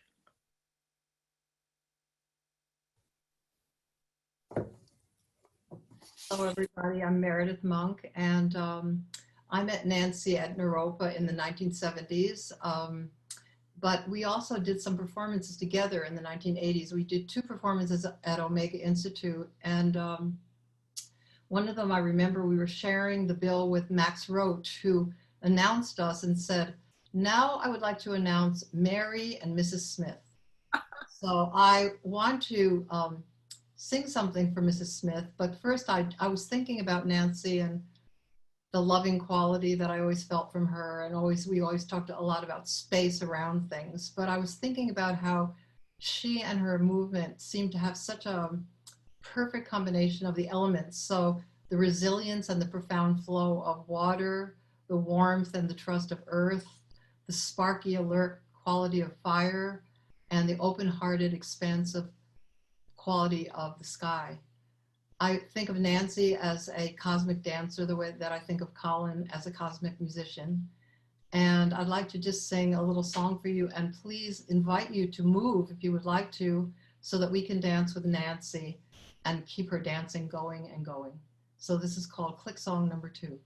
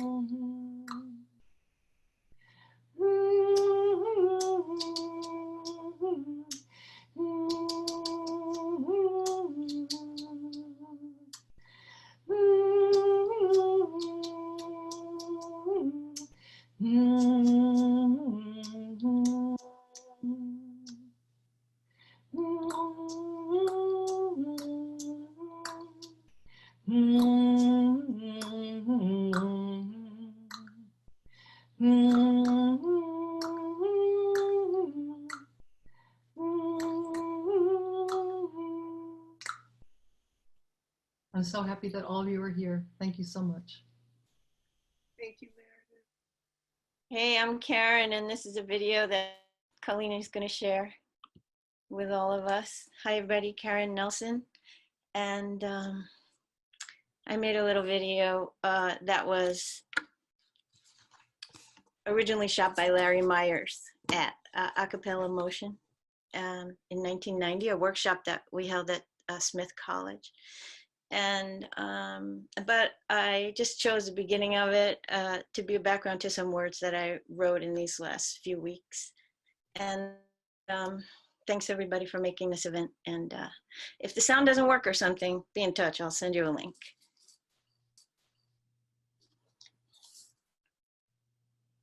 For Nancy, what is weight?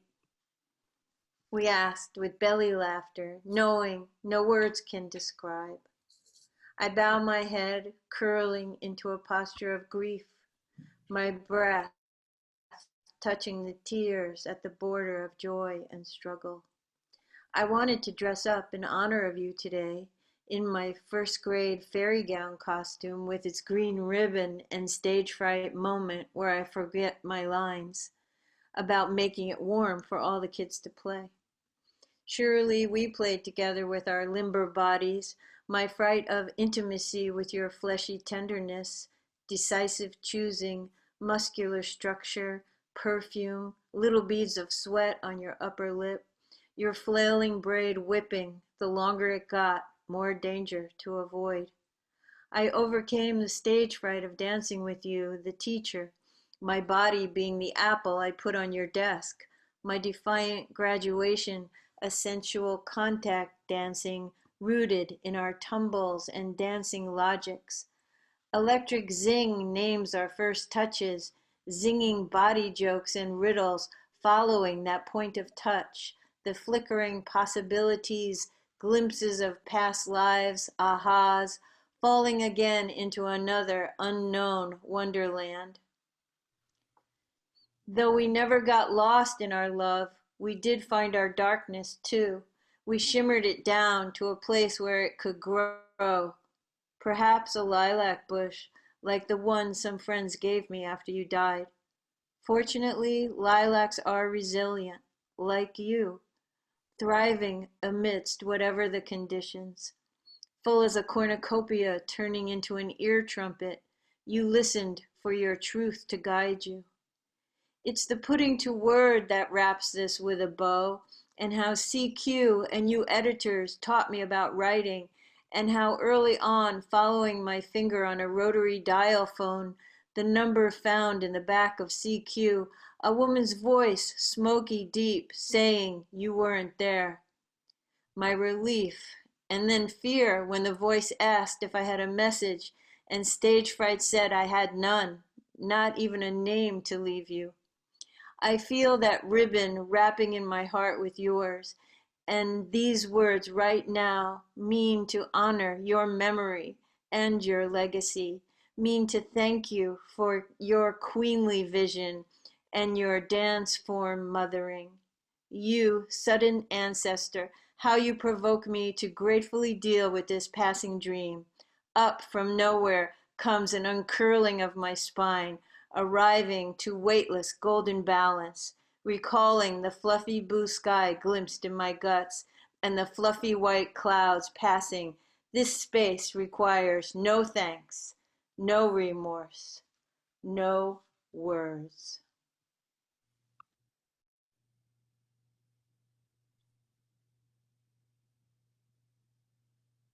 Thank you. Yeah, I'm KJ Holmes, and I met Nancy in 1981. And I have many memories. She was my teacher, my colleague, and my friend. And I thought what I would like to do is take us into an experience of something that I learned from her, and also that was a Wait song. And it was also the name of a duet that we performed at Naropa sometime in the late 1980s. I want to invite everyone to take a moment to close their eyes. to listen to the echo of all those words, beautiful words and memories.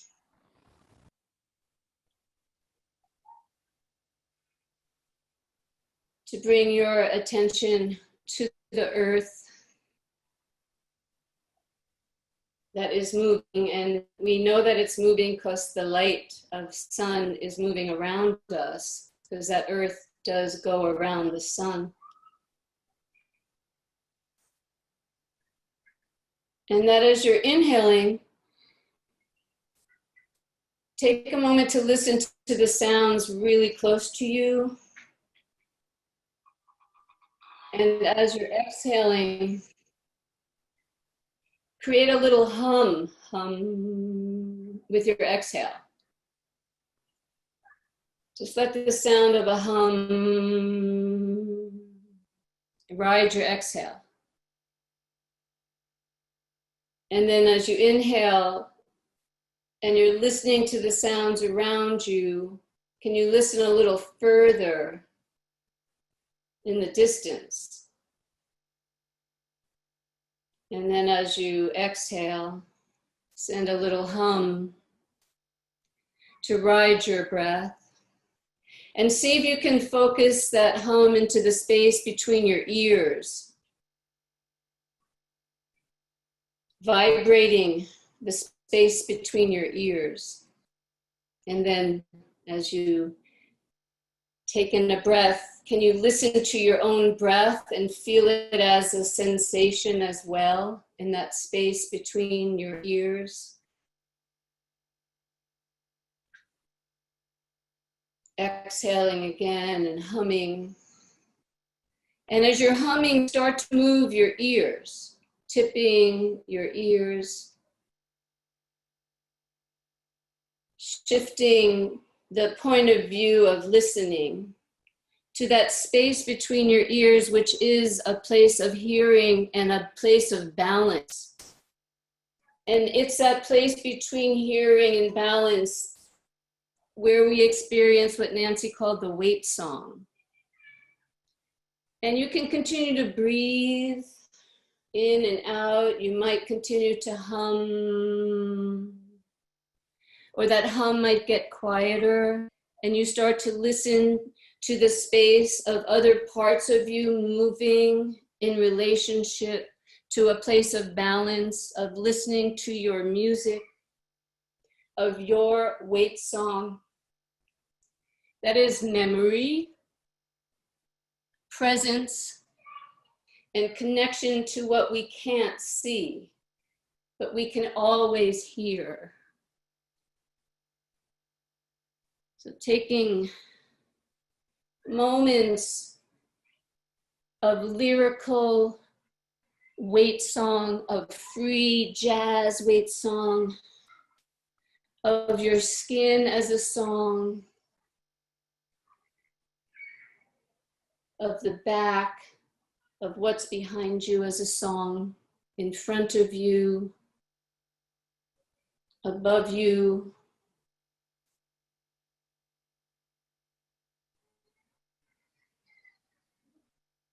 And we can slowly bring ourselves to a place where our ears are balanced.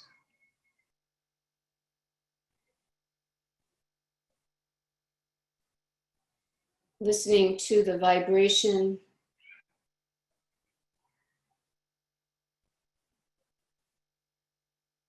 Listening for that furthest point of distance where we are still and always touched by Nancy's wait song. As you feel your own breath, sound, sensation,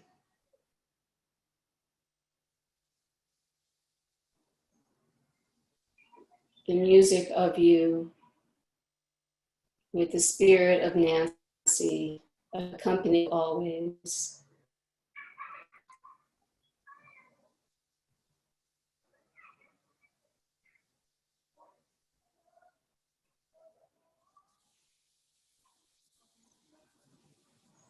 Such gratitude. Thank you. Yeah, He's gonna tell me hi, yeah. Ray Chung. I first met Nancy in New York in 81, 80, at I guess a Whole Earth Expo or some New Age Expo. She had her little booth with her CQs, and she was there by herself, and I just started talking, and she tried to sell me some magazines, actually. But then we met again in Brighton Bush Jam, and that's when we started dancing. And you can go to the first image. Part of when Christie asked me to participate in this, she wanted me to share with everyone about Group 6. So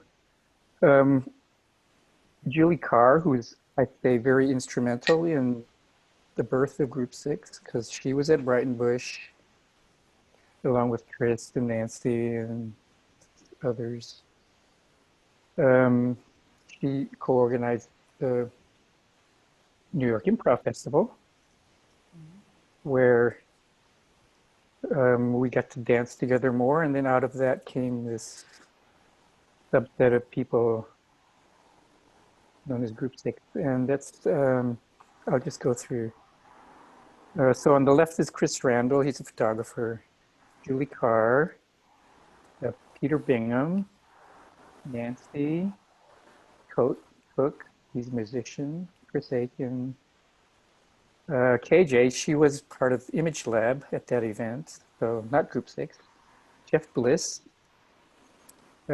myself, Ray, and then more Image Lab, Nora Kayosh, Lisa Nelson, Karen Nelson. So this was in Vancouver, 94, where Group 6 really kind of got going. That's my recollection of it. Maybe somebody will remember differently. You can go to the video. So I wanted to share just a 2-minute clip of, I guess, the last performances of Group 6 in San Francisco in 97. Unfortunately, Jeff is recovering from knee surgery, so he's actually in the audience, but he's very much present with us.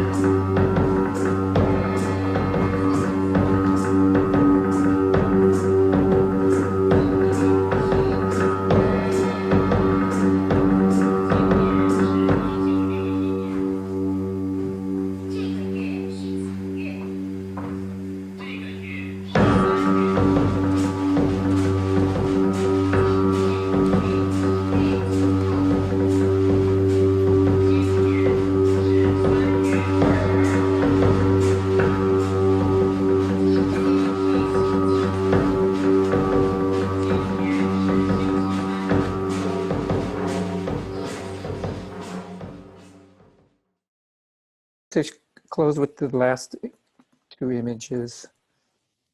They kind of represent for me a lot of what Nancy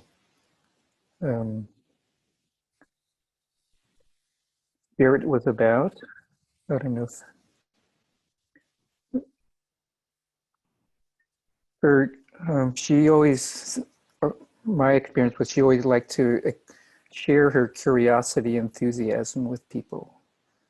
And here she is showing some rocks, actually. She found, this is the day off during the Vancouver event.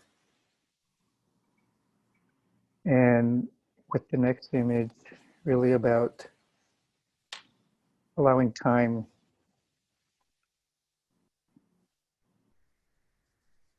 just to contemplate.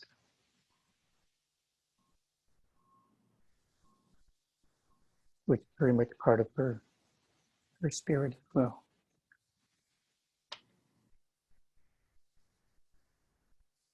So thank you.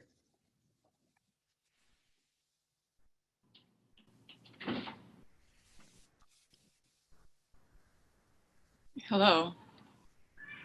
Thank you, Hi, Ray. Wendy. Hi. I've known Nancy for decades, kind of on and off, but recently I've had several conversations with her.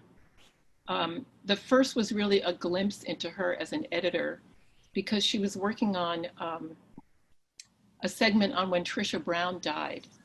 And I had been to the memorial and I'd been close to Trisha, so I helped Nancy cobble together a bunch of different people's memories of Trisha and what she meant to our community.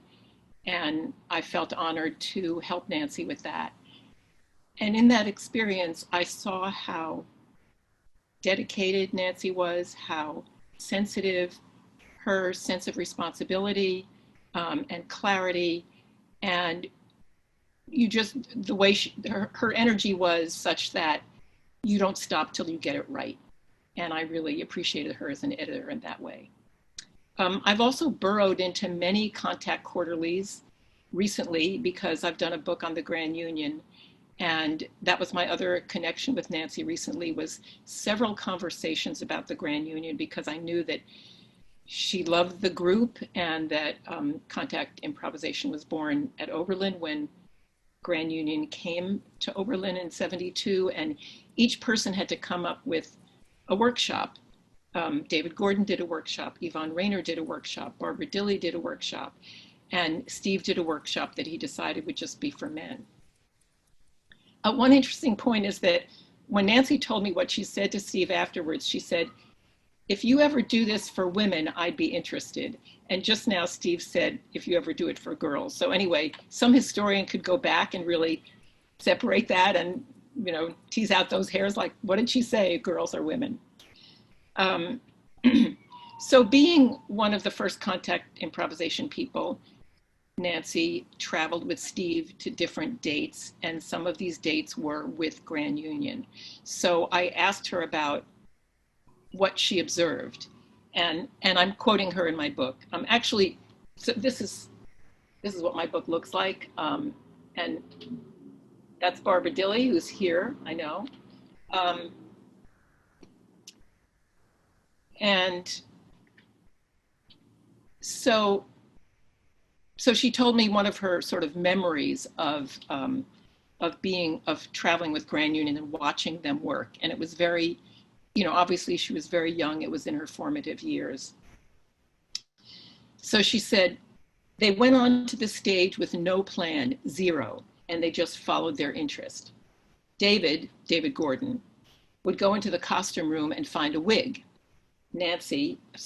Douglas, who is Douglas Dunn, would be stretching strings from the proscenium all the way to the balcony. Nancy, that's Nancy Lewis, with her mandolin or whatever it was, they all brought in something. This life, these relationships would arise. And I would study how things arose and how they developed, when they were killed by something someone did, or be resurrected, how they survived each other, how the material grew. I was just in awe of this. It was like magic. And I feel like we can see that, her absorbing that and applying it to her own improvisation. I want to read one more part. There is a section where I have an interlude in this book that's basically Nancy describing the small dance, which all of you know and don't need to hear. But some of you have talked about emptiness, or what she called the gap, or anyway, the reason I'm going to read this next segment is because I have a section in the book called Musings on Nothingness. And I gathered different things that people think of in terms of what is nothingness. And although Nancy didn't use that term, she did use the term gap. And she didn't know that I was quoting her for this because it was written. And as I said, I just dove into a whole lot of old contact quarterlies, mostly with Nancy's steering me certain ways, to certain ones. Ray, you might have to mute yourself. Ray is muted. Okay, so here's what she wrote. And actually, Christie read a little bit of this early on, but I think it was hard to hear her. Where you are when you don't know where you are is one of the most precious spots offered by improvisation. It is a place from which more directions are possible than anywhere else. I call this place the gap. The more I improvise, the more I'm convinced that it's through the medium of these gaps, this momentary suspension of reference point, that comes the unexpected and much sought after original material. It's original because its origin is the current moment, and because it comes from outside our usual frame of reference. So I just want to end by thanking you all for this current moment.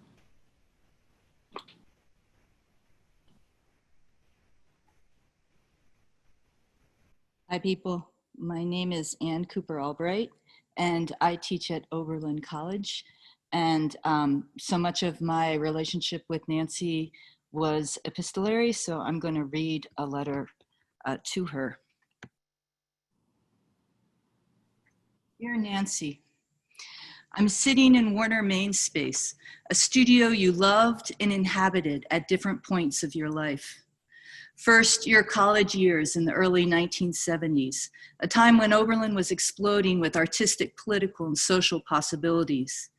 In 1972, it was in this very room that you first encountered the explorations in both subtle and dynamic states that eventually led to the development of CI, a form that you nurtured and grew like a garden that could feed the world. There was the time you returned in, this is, by the way, I don't know if you can see it, but the Oberlin Dance Collective. There's Nancy on the right there. Sorry. There was a time you returned in 1983 to produce the college issue. Right here. Taking over the top floor of this building, you can get through up there, and shifting between magazine production and moving in the studio, you led a group of Oberlin students into the entanglement of your two loves, writing and dancing. Then there were all the summers of your driving through Oberlin en route to Naropa. And let's not forget the time before CI 25, you sitting on my back porch planning in your journal. What an amazing event. The CQ issue that documented the process was wonderful. So much scribing, so much history. So here I am, surrounded by the pages of the underscore you drew in 2010 when we celebrated with a week-long seminar, as well as editing the book, Encounters with Contact, with my students. I remember how interested you were in our process, sitting with you in my office, reading submissions. Dear Nancy, from my first workshop in New York City with you, From the time I came to your house in Massachusetts to read through all your journals for my dissertation, to working on CI 25 and various editing projects, I've been inspired by your unfolding of writing and motion. Nancy, it's not just the journal, but your life that has been a vehicle for moving ideas. And this is why I'm working on CI 50, and I'm going to dedicate, we have it here, I'm going to dedicate the anthology of material coming out of this to you. Thank you very much. Thanks.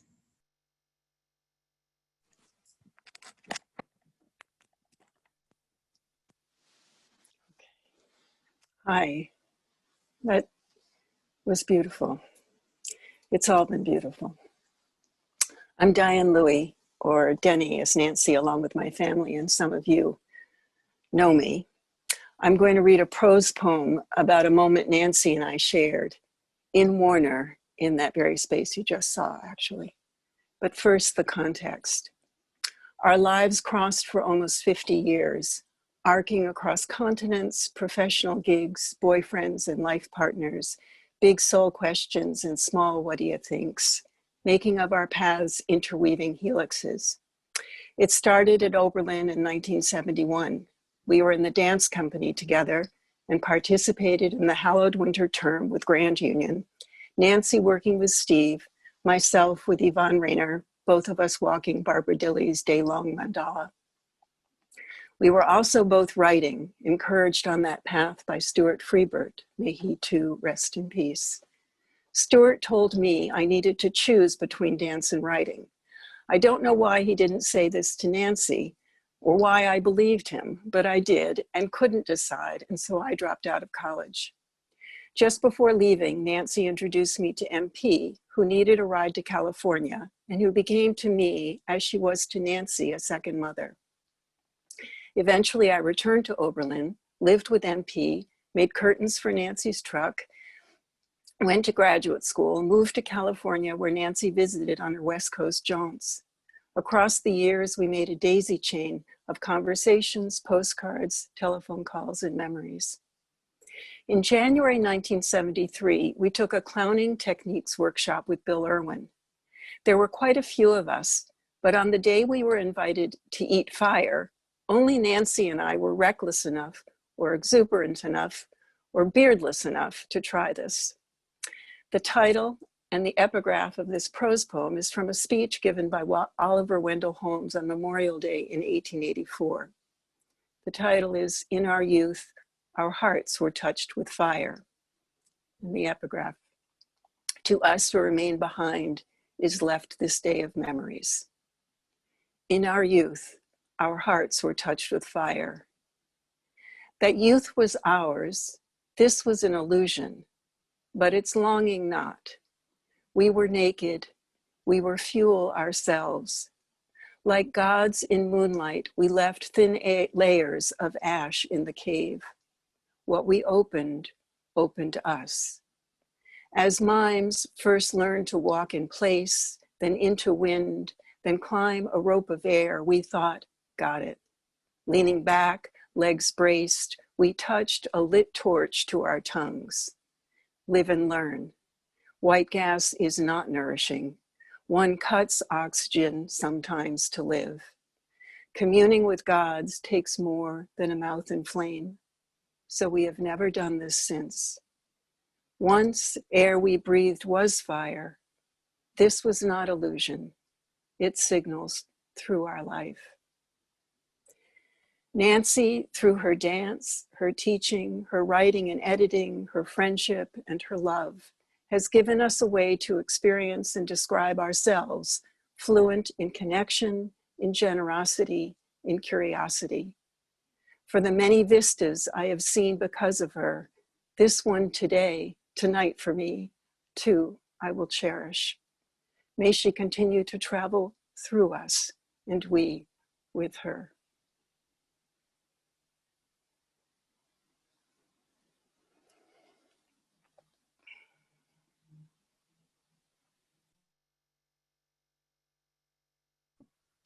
Thank you, Diane. This beautiful part one of this event comes to a close before a 5-minute break. And we will play now a recording that Mike Vargas made in Rennes, France in 2015, when he and Nancy were doing work there at the, I think it was called the Museum of the Dance, Musée de la Danse. And he said that they had taken a walk to take some quiet time in these beautiful gardens, these famous formal gardens there. And suddenly the bells started ringing, and he turned on his recorder, and then you'll hear what happens. Another sound appears unexpectedly, and he said it was like magic, and it records for him a really happy time. I'll share that for us now. Thank you. And as it plays,